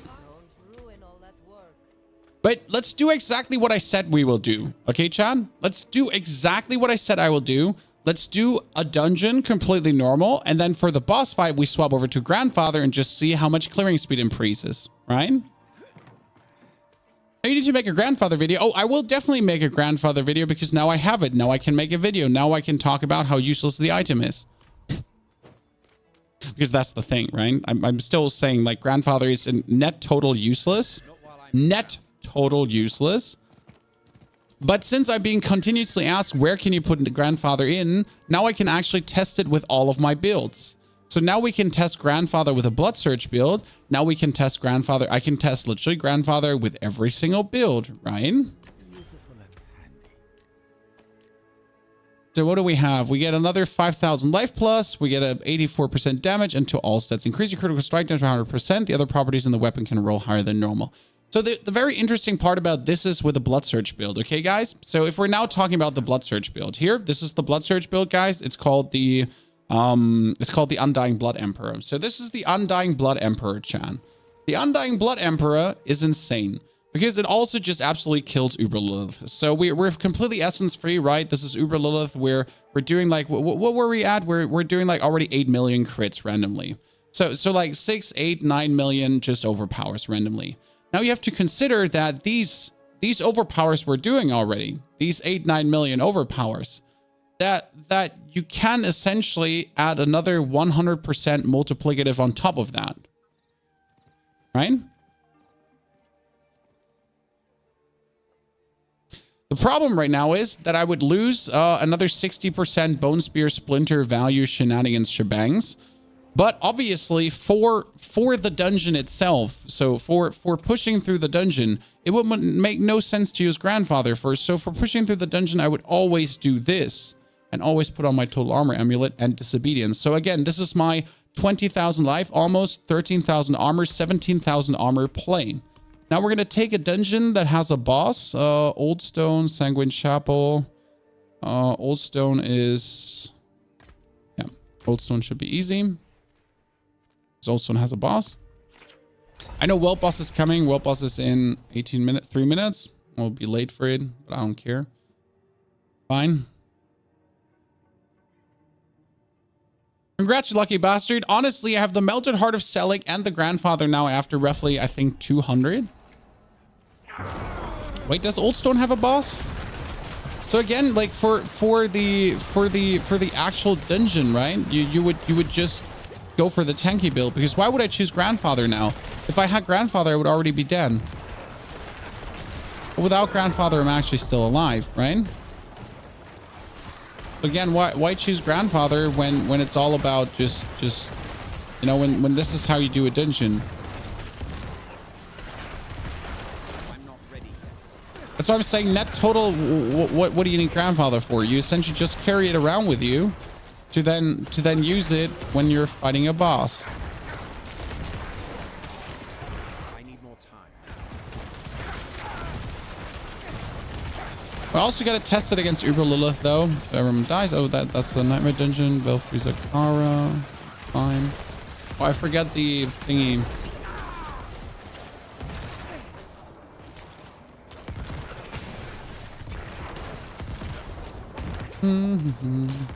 Almost died. So this is a tanky build, by the way. So this is obviously way more efficient. I mean, like here for this part, for example, you technically swap on Grandfather just for this part in the middle, because this part in the middle can be tanked by doing damage, right? So after getting a bunch of Bone Storms, you could technically go in your inventory, then whip out Grandfather, and then do more damage, right? As long as your Bone Storms are still running, then you just do more damage, and then you kill everything faster. You could do that. But again, you notice how I'm actually taking more damage, and I might die to that. But congratulations, I'm more dangerous, and oh, I actually run out of essence because I'm missing my Bone Storms. So yeah, and now you anyways have to go back to it already.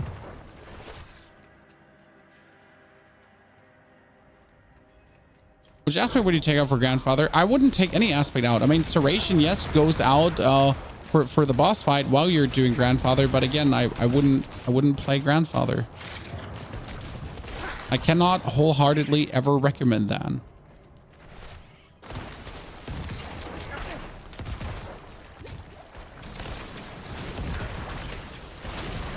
Ow. I died because of no barrier. Sadness. Grandfather would have saved me probably, Chan. If I had Grandfather there, I wouldn't have died because I would have done more damage. I need more time. Yeah. Say it, chat. Say it. Why did we die? Lightning damage, by the way. That lightning damage is just annoying because he's like lightning enchanted and everything, and then that just actually kills you. We all know it's true. I didn't want to say it. Are you just stuck in the wall there? You were just stuck in the wall and couldn't get out.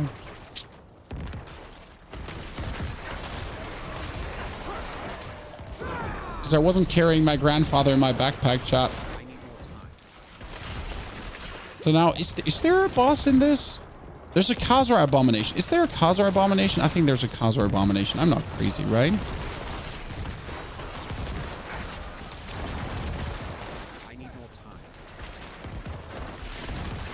But I want to really try this out is on the blood build, because I just want to see the ceiling, you know? This is something I wanted to try out for a long while now, because I want to see how high can I push Blood Surge and how high can I push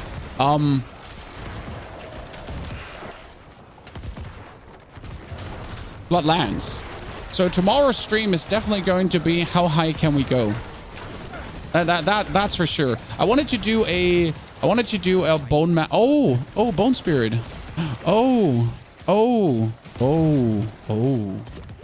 Chan. There's one thing I actually have never thought about. But what if you're doing a bone spirit build? I'm low on essence. If you're doing a bone spirit build with Grandfather, Just for the YOLOs. So now I'm swapping in Grandfather, right? For the boss fight. I'm not ready yet. Oh no, wait, I have to put that one on as well. Sorry. Almost died because I didn't have barrier, right? So yes, officially do more damage, but also almost die because you're, oh, and they like, hey chat, another T-Bolts will. Woo! T-Bolts will! So yeah, we almost died because we're essentially just not having shield going, right? There's a one-shot everything Bone Spirit out. Yes, there is a one-shot Bone Spirit build out, but it's not efficient. We're talking about an efficient Bone Spirit build. So there is a 1 billion damage Bone Spirit build out there. The problem with a 1 billion damage bone... Wait, where do I have X-Felds from? Why do I have an X-Felds? This is not a bad one. Dildo. Oh yeah, because of the last one there. Let's check for Uber Lilith. What I don't like is the very slow attack speed right now. It feels so slow.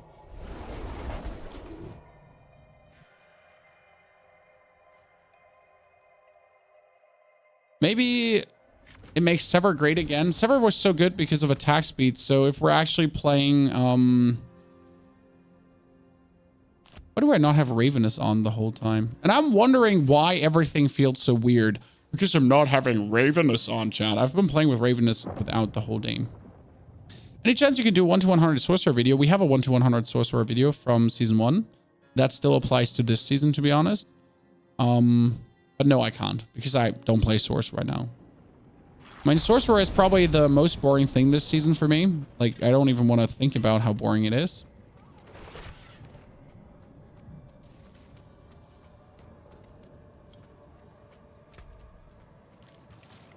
You know, the funny part is 100 on all stats makes you hit so many Paragon nodes. So we're going up from 745 guys to 1,690. 1,690 times 60%, right? I should be able to, like, I should be able to blood search for so much. I can't wait to try that out. Okay, just so we can see now for Lilith. Yeah, we're not surprised. I'm low on essence.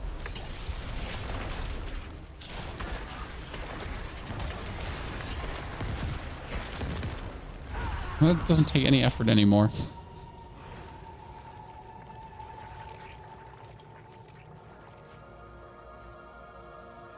You start with more skill points than you. Well, if I start with more skill points than you, then you desperately need to get all your freaking renown things done. I'm not ready yet. Oh, that's kind of sad, honestly.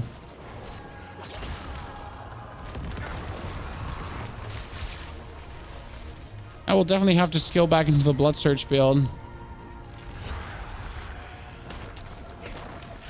So do I stay now in Bone Spear to make a video for tomorrow where I talk about Grandfather and what it in total does and everything, or do I not do that? I mean, again, like, it's only good for bossing in every single regard. Like, I just don't see why you would be using it generally. I mean, look at my armor. My armor is only 8,000 right now. It's kind of sad. I mean, we could put Disobedience on to put my armor up to 10,000, but even that, that's really low effort.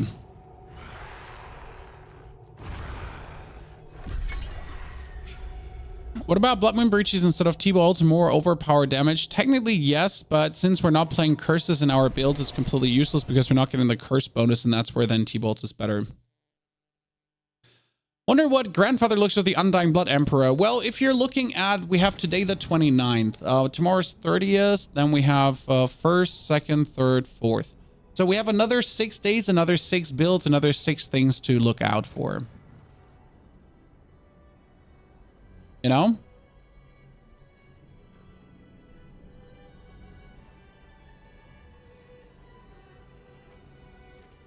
If you change your left click to 5, my left click is moving me, so I don't want my left click to do an attack. Simple. The reason. Okay, let me see if we do a dungeon with Grandfather now. So a dungeon with Grandfather, no armor. Just so I get a feeling for it, because I'm staying true to what I said. Monster physical resist should still not matter. I mean, they might 30% resist, but hey. You're losing a lot of sustainability. You are. It doesn't look like it. You are simply losing a lot of sustainability. But it's really worth it for boss fights. The thing is, you like with enough damage reduction, it might still be okay. But again, when do you actually have to kill everything in a dungeon? Because you never have to kill everything in a dungeon, right? I mean, right now, I literally have to essentially like shoot at things to kill them. And I can still get my 16,000, or actually can't get my 16,000 armor. So here, I can still get my armor up, right?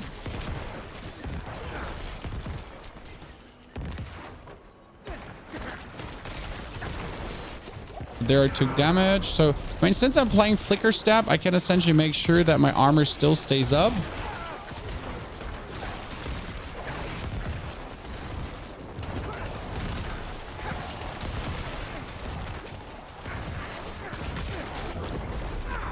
But I already have to play like a bit more cautious because I only have my one Bone Storm to get me Barriers and everything, right?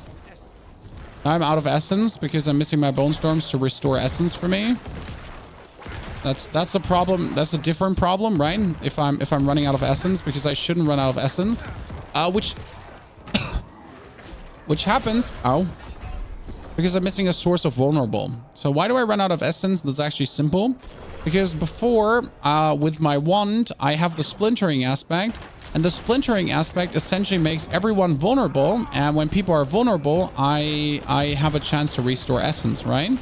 But since my enemies are not getting vulnerable right now, apart from if I have corpse tendrils going on, then I am not restoring essence. And there is my essence problematic. Therefore, I have to put T-Bolt's Will on. And if I put T-Bolt's Will on, I'm even less tanky. So we're again back to the problem of me being less tanky for being able to create essence. Which then makes me in total, again, less sustainable and introduces like a whole slew of other problems. So in order now to reproduce essence, I would have to play a different aspect. Like, for example, the Ring of Starless Skies or Mother's Embrace. But then again, I would have to need this Ring of Starless Skies, right? So yeah, that's where you see like where we're introducing the problems. I mean, it would be better to have a Doombringer right now than Grandfather, right? I mean, you notice like I can already say this wholeheartedly. I'm not just playing sloppy, so it's not like, oh, Pony, you're just playing sloppy, right? Nah, it's just like that. Literally, if I do this and then I just zoom in, I'm just safer.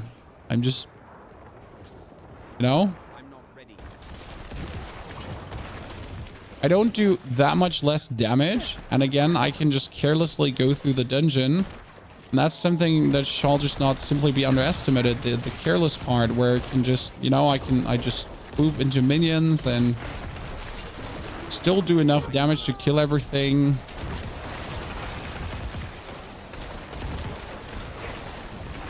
But I have no like chance to die to random variants. And that's what I'm saying. Like maybe now you could tank over damage, right? What is with the Abattoir of Zir? So if I can tank now over damage, that's cool. The question rather is, guys, does Grandfather allow the Blood Surge build to now be even more efficient on boss killing?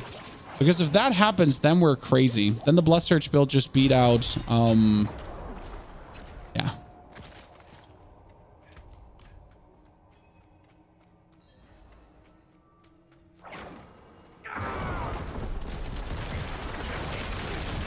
Sticking with Blood Surge will be insane for the Abattoir of Zir, so don't worry, you don't have to swap away from it.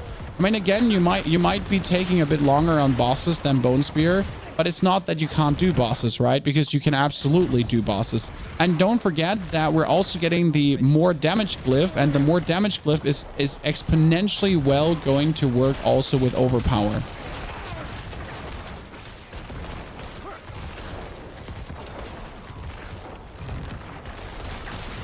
That's the funny part. Okay, let's get this cleared so we can go back to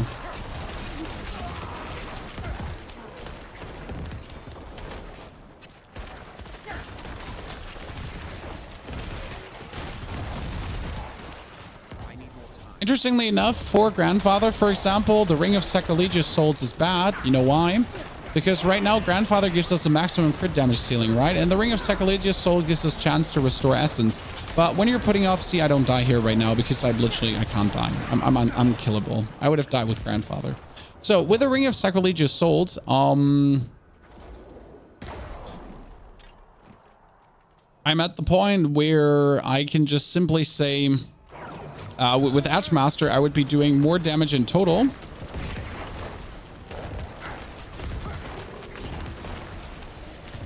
I'm out of essence again.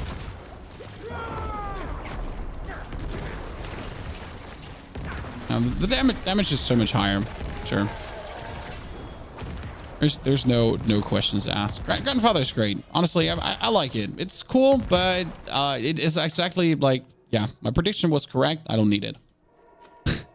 You think AOZ tiers will outscale the power jumps you get from leveling the new glyph?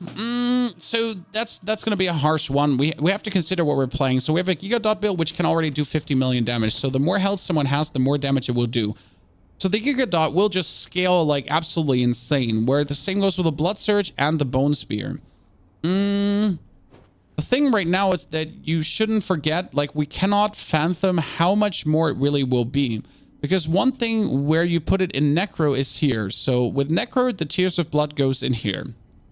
Which means that you're going to be getting either, for example, more damage against elites, and you're going to get more resistance. So you're going to be unkillable in that regard. Correct? You could technically also put it in here and get more flat damage and more armor plus. Alternatively, you can get more resistance and bone skill damage if we wanted to. That's also an opportunity. Or you could be getting more armor right here. This one is useless. That's damage while fortified and healing received. Blood Begets has what? Blood Begets has damage after picking up blood orbs and also blood orb healing. So that one is obviously also useless. And the last one is the Wither Board. For the Wither Board, it's also not bad. That's like just shadow resistance, but here's actually all shadow resistance. So you can put your shadow damage tremendously, which is like kind of like a nice flat increase because that's like shadow damage. But instead of increasing shadow damage, why would you not just then increase your damage versus elites? So this is actually the only spot where it makes sense to put the Tears of Blood in, right?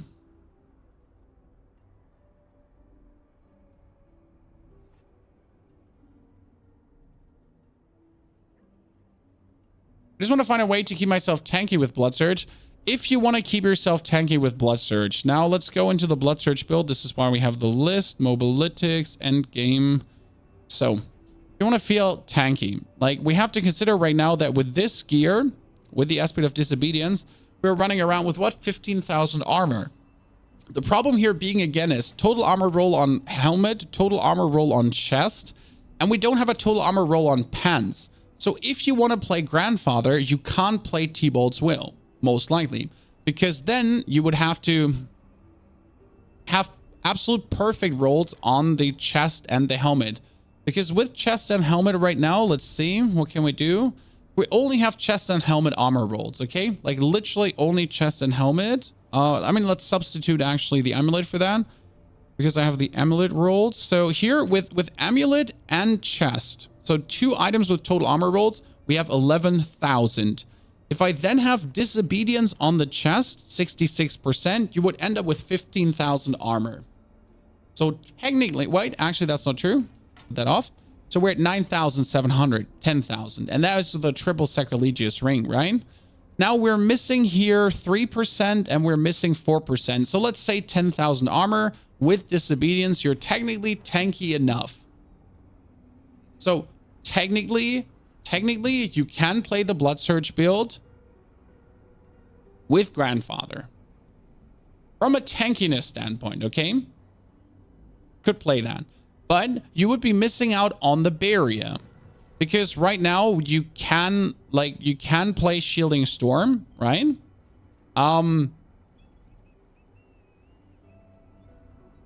But the Shielding Storm is less efficient since you're not having Bone Storm all the way up, even if you Flicker Step all the way through, right? So you also have to have the perfect damage reduction on chest then. So you need max life, total armor, double damage reduction on chest to make it work, essentially. Right? Yeah.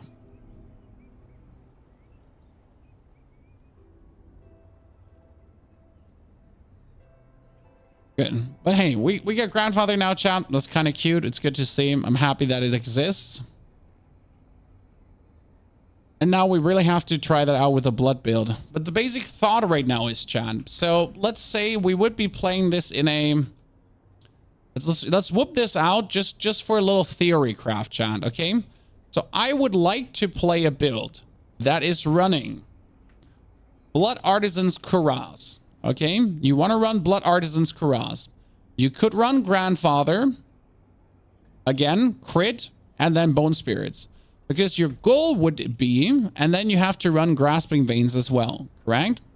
Plus, you need T-Bald's Will, because you want to restore the essence continuously. Now it gets tricky already, because in order to make this work, we would also have to play... the aspect of decay, because that would be another 120% multiplicative. The aspect of... No, what's the aspect of decay? No, blighted. We'd have to play the blighted aspect, which would give us another 120%, which would give us multiplicative damage on everything, right? Because then our bone ghost can go higher. In order for that to work, we would have to play the aspect of ultimate shadows too, correct? Then you would also have to play flicker stab. And we would have to play the Sacrilegious Ring. Urgh.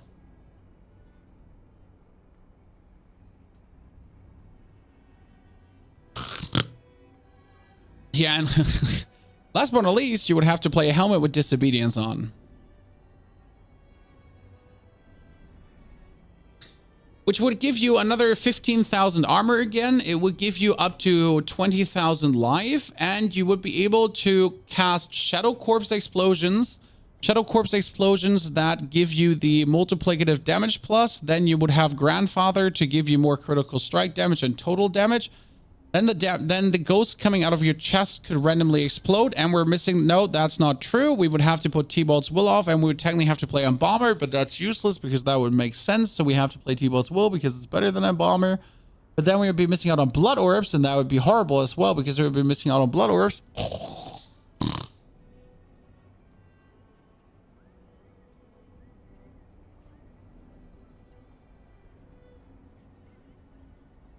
So you notice how the problems are locking up, right?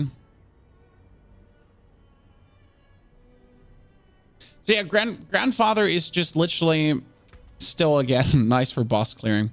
Because, again, this build that I'm cooking up here right now, correct, with Grandfather is really, really interesting. The problem is, again, that I'm missing one single aspect. So if I would actually play it this way, but if I now think about playing this then, again, instead of that, with the Litless Wall... And then we could also put the Ultimate Shadows on the weapon, because this is where it gets interesting, right? And then if you play it with Ultimate Shadows on the weapon, you could actually decide to play Exposed Flesh on your ring, which means that you have a source to always restore essence, to continuously yeet out your Bone Spirits, to then be able to essentially be unkillable with the armor, to not use life, to have the max life for the Blood Artisan's Kuraz Bone Spirits, to also have Exposed Flesh for maximum essence, to essentially boost out maximum essence Bone Spirits the whole time. So you kind of notice where this build, again, for Bone Spirit would be nice to continuously go out with Bone Spirit, but if you're fighting bosses, it would be then better to put Grandfather in.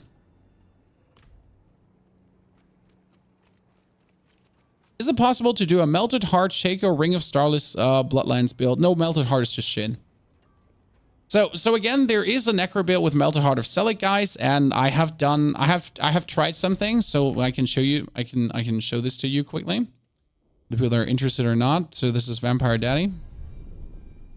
He looks a bit sad right now because he's missing half of his items, because half of his items are on the other character. Yes, I don't have enough items for both characters, guys. I had to swap them over. So this is Vampire Daddy. So what I was experimenting with in this build for the interest is a Long Shadow.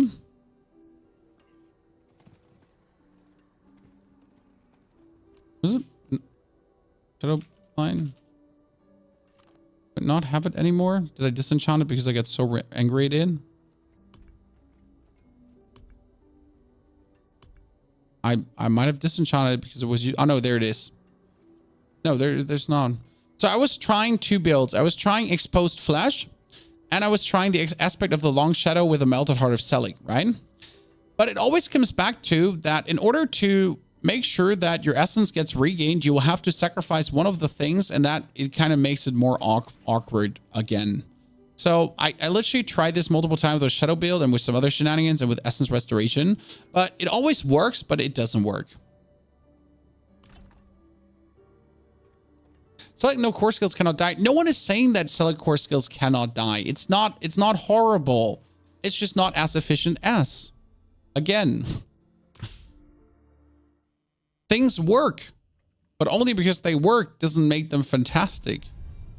Like, the thing with Selig is that you can make Selig work, but everything Selig does, every single thing the Melted Heart of Selig does, the Littlest Wall does better.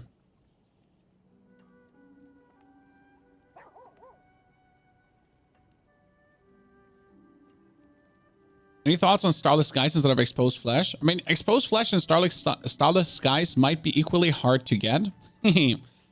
Equally rare.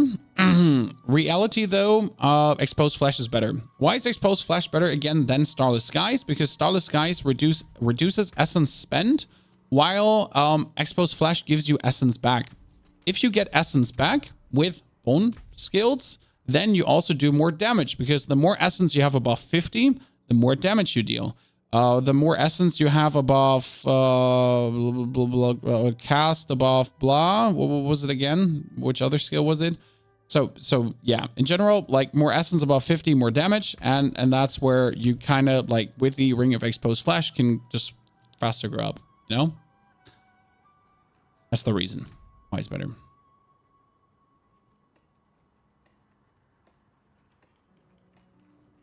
I think with Immortal builds, people assume that because they can't die, they'll be able to clear all tiers of AOZ. I mean, with the Immortal builds, you will probably be able to clear all parts of AOZ. But again, I mean, you're virtually immortal as well with Littlest Wall. And the only thing that's holding Littlest Wall back right now is that minions die too fast, you know? But if I'm pushing a dungeon and no one is dying and people are being a bit more healthy, then I also have more barrier consistently, right?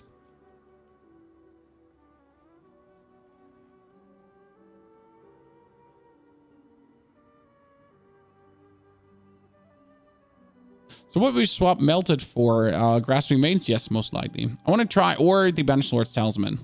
I want to try a Ring of Starless Skies Bloodlands build. I mean, you can definitely use Ring of Starless Skies and Bloodlands, but the problem with Ring of Starless Skies and Bloodlands is the same as with everything else. The Ring of Starless Skies is a nice thing, but like, as soon as you're playing the Banished Lord's Talisman, and I'm going to come back to this with overpower builds right now, chat. Why is the Ring of Starless Skies not so good for overpower builds? Because you have the Banished Lord's Talisman, and the Banished Lord's Talisman says whenever you spend 300 of your primary resource, your next core skill is guaranteed to overpower. Now with a Blood Surge, for example, you have infinite essence, so you're making these 300 resource overpowers consistently always. Whereas when you're using the Ring of Starless Skies and you're using less resource, then you're only using less resource, but Exposed Flesh is giving you back resource to use more resource than to do more overpowers. Right?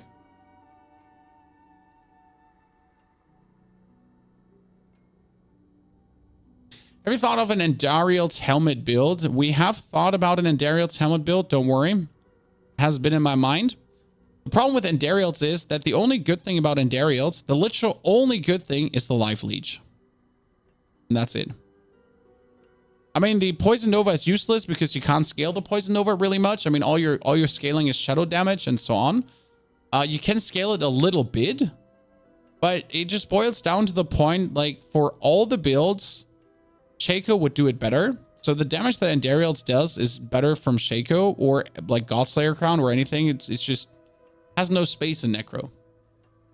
Sadly. Captain, thank you for the 37 centuries of subber dubbers. So good to see you there, Captain. I mean, right now, the suggestion is, if you get an uber unique, like the Melted Heart of Selig, the question is not, can you make it work with Necro? No.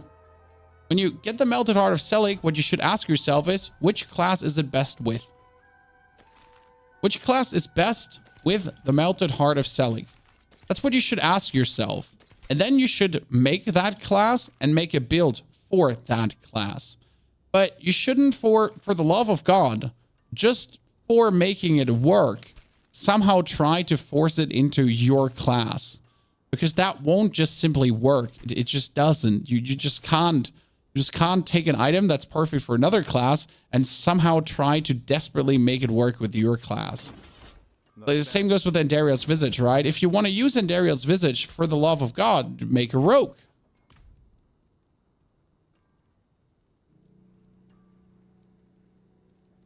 Right?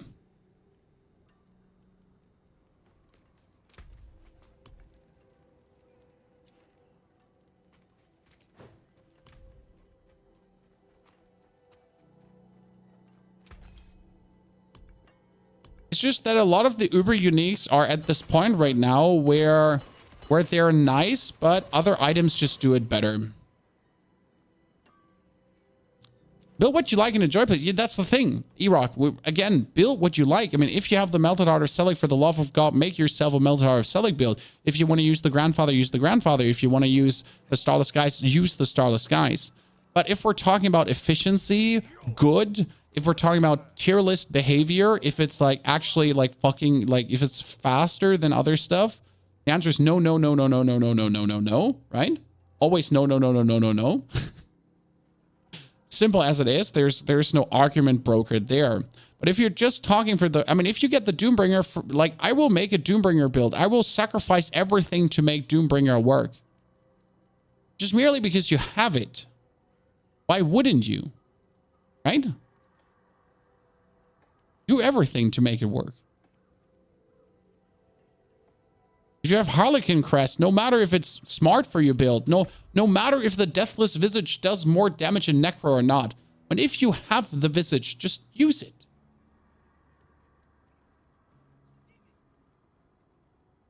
You can't find the exposed flash for Blood Surge. What should I use in the meantime? If you do not have exposed flash for Blood Surge, you can use Umbral. Umbral is here.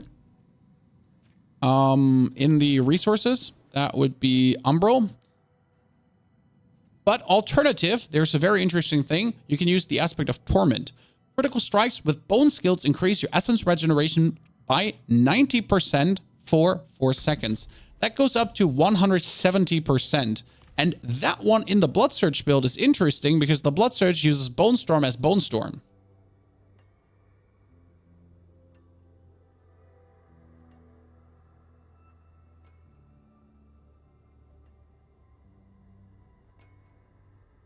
People still think that 6 unique builds are better. Okay, listen up, you little shit. The best Necromancer build. Let me quickly show you.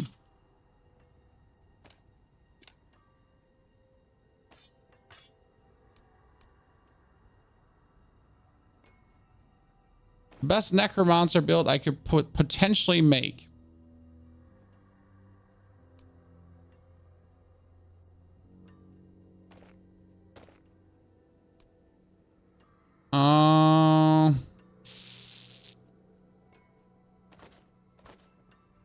Is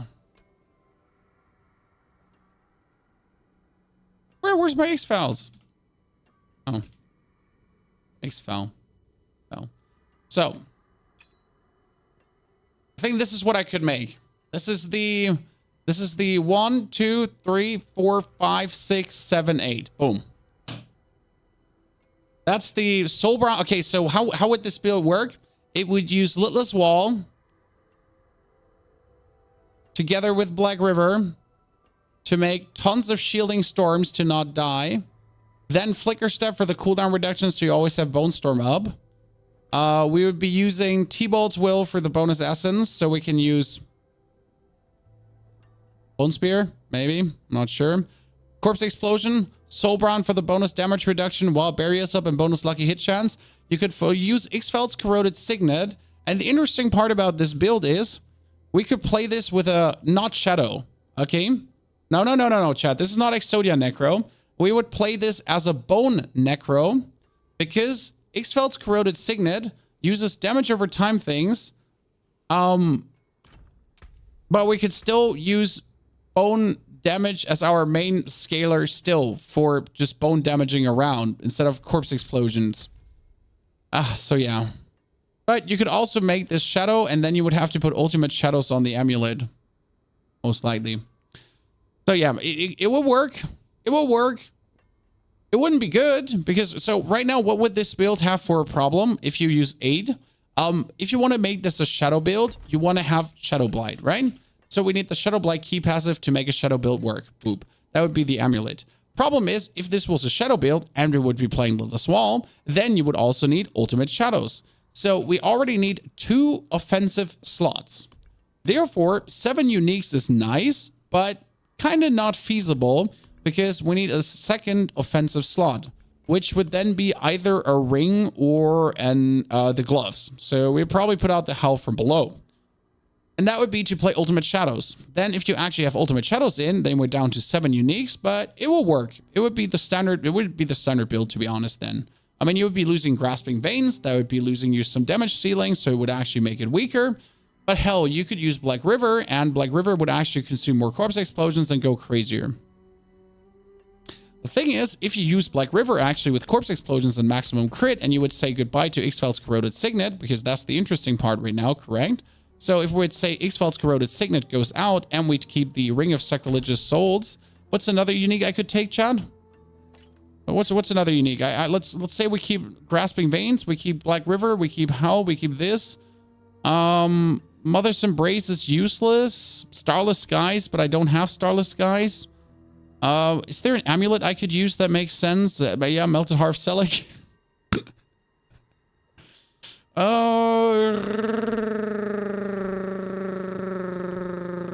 Can I put Shielding Storm on the amulet so I can put the amulet on the helmet? No, that wouldn't work. No, like Gods, yeah, sure, you could. No, you need Shielding Storm, so we do need Shielding Storm for this, okay?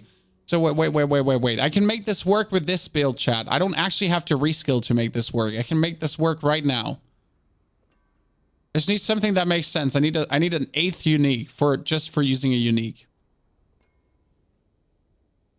Banished Lords for OP procs.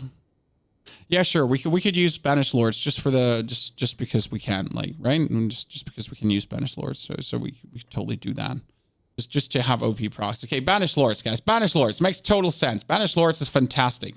So the thing is, what you would be doing in this build is you would keep everything the same as we have it right now, with the difference that our Corpse Explosions would now have the stacking Corpse Explosion crit thingy shenanigans shebang. So our Corpse Explosion could actually now critical strike. Okay, there are no Shadow Corpse Explosions. That means I need a random ring right now. Something with critical strike, some absolute random ring.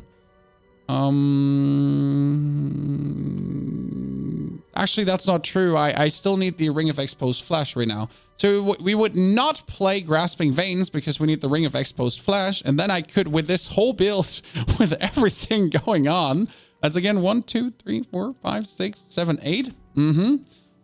We could now go into a tier 100 dungeon. Deserted Underpass. Let's go. Okay, we have 8,000 armor, so that's... What's your overpower percentage? 400%. But we could actually... listen, chat. No. Listen. I have a solution for this.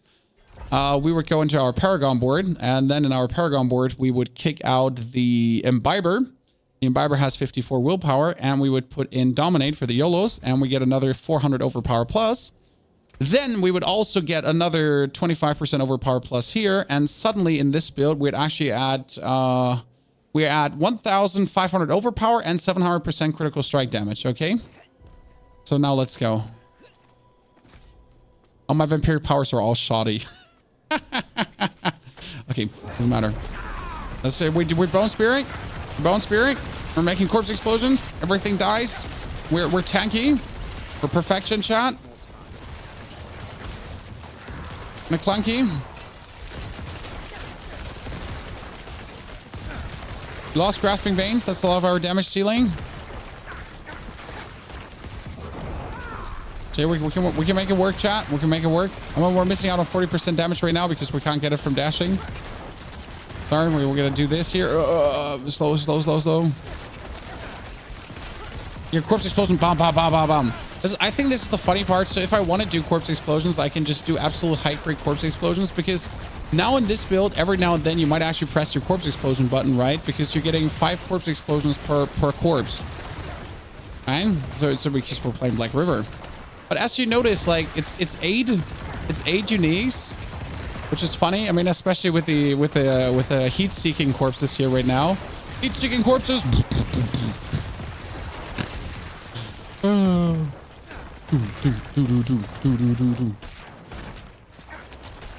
Wait, let me make corpses.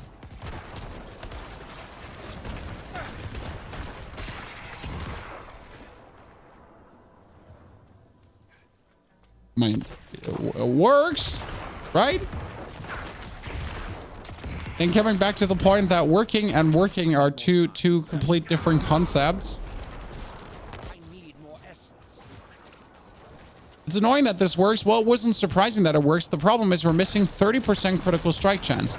So right now, if we have a Bone Storm active and if we are fortified, we are at 53% critical strike chance. Now, 53% sounds great, right? But we could also be at 80% critical strike chance. So is 53% really that good?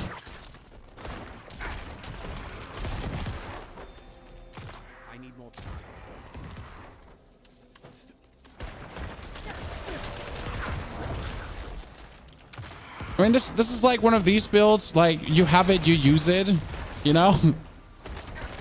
But you notice we're missing out the aspect of serration, so we're not getting the bonus. We're actually not having, like, apart from our corpse tendrils, a source of vulnerable right now. So we're missing out on this. We don't have our Ravenous Vampiric power that actually works, so we're missing out on quite some things right now. Here, where we kind of like don't have. I mean, Ravenous actually works. The only thing that doesn't work is Metamorphosis. It's good. But yeah, so like you notice how this is like just less efficient. I'm waiting for a big overpower crit number. Well, for that, a Bone Spear has to crit and overpower at the same time. And the problem is that Bone Spear doesn't have a safe way to overpower. So you could now take Bone Spear out and actually put Blood Surge in.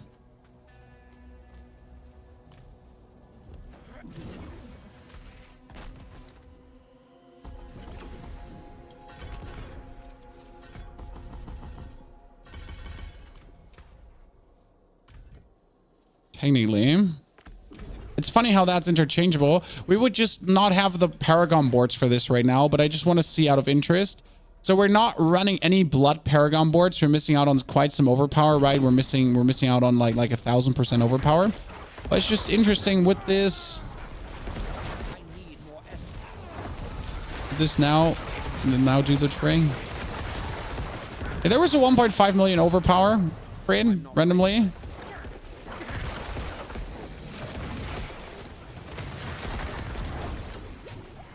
Pull them all together.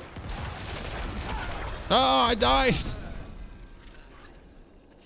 Oh. We have a build using Blood Moon Breaches. Yes, we have a build using Blood Moon Breaches, but that build is kind of like just for boss killing.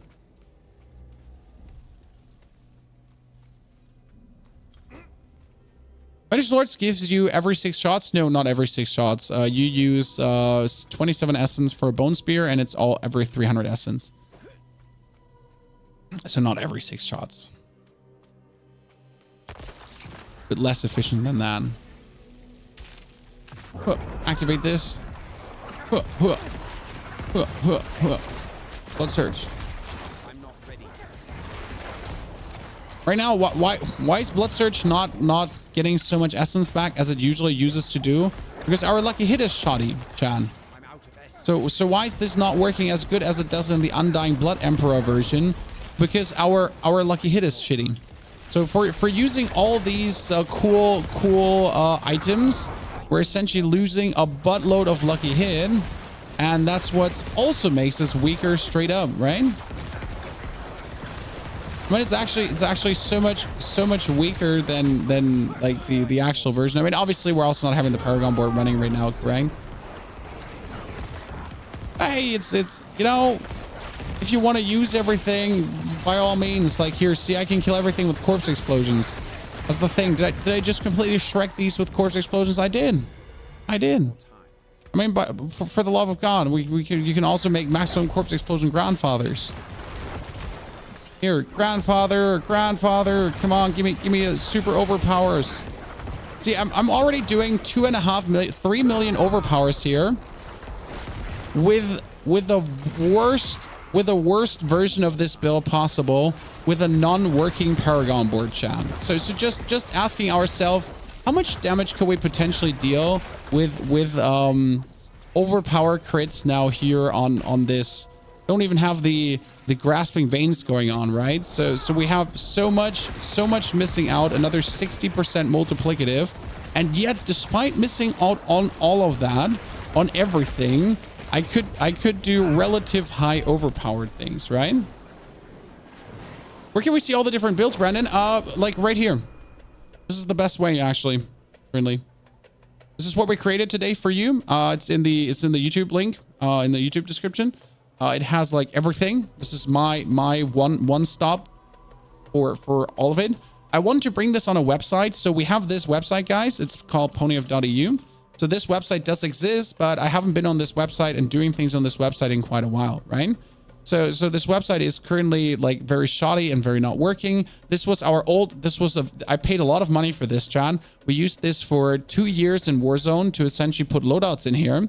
And it was really, really cool. But the problem is, the website is like partially not functional. But what I want to do is I want to essentially put this in a good website view so you can access all the resources easier. Plus the tier list and everything in all my videos, like regarding resources. Like we, for example, have this video that a lot of people don't even know about. And this video is how to survive in tier 100 dungeons, how to stop dying. And this video is only about to teach you how to survive in tier 100 dungeons, right? This is what the video is about. It's perfect. It explains everything. But a lot of people of you might never have seen this. It like literally explains everything down to the mere little itty bitty titty detail, right? Also, don't forget to watch this last train home video, chat. Thank you. That would be appreciated.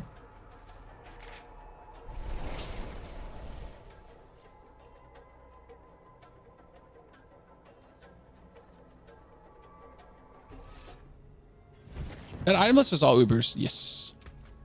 Okay, now we have to actually be able to swap back to our build. Uno, dos, tres. Where's my amulet that I swapped out?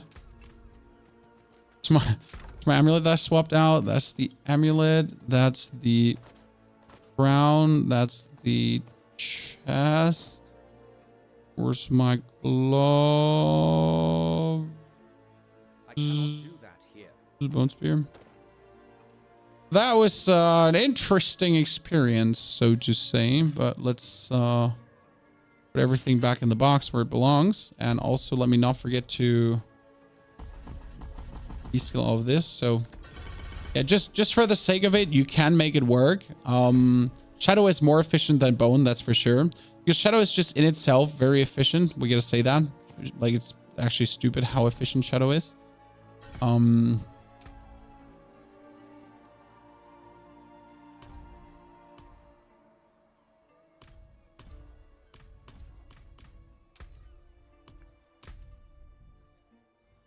Back to Imbiber. It's mental they don't level the safe builds. Well, there's the thing you have. You like, I mean, since season 1, we having now 1, 2, 3. So this was the first necro I made. Then I made this necro to try out some sever stuff. Then I made this necro to try out some blood stuff. Then I made this necro to try out sever stuff. Then I made this necro in season 1 to be followed up by another by a sorcerer. Then I made this necro, and this druid. And I would currently make a third necro to play summoner builds. Chat. Yep.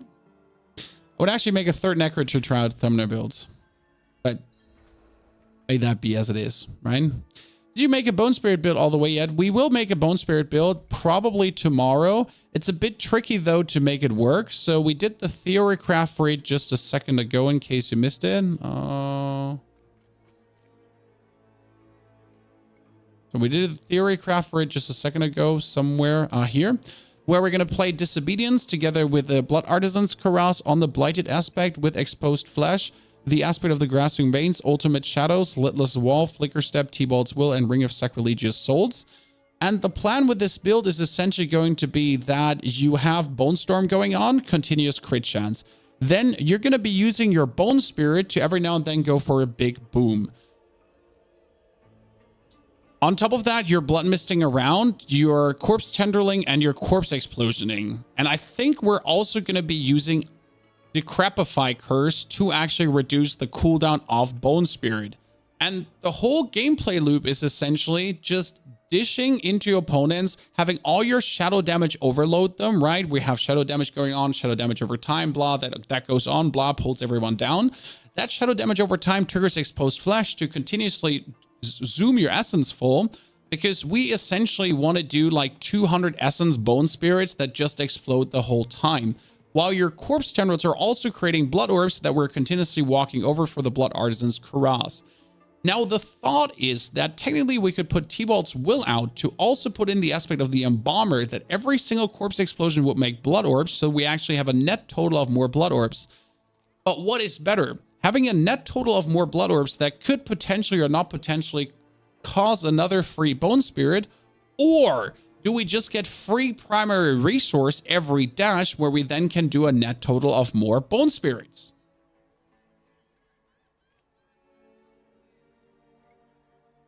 That's something to think about, right?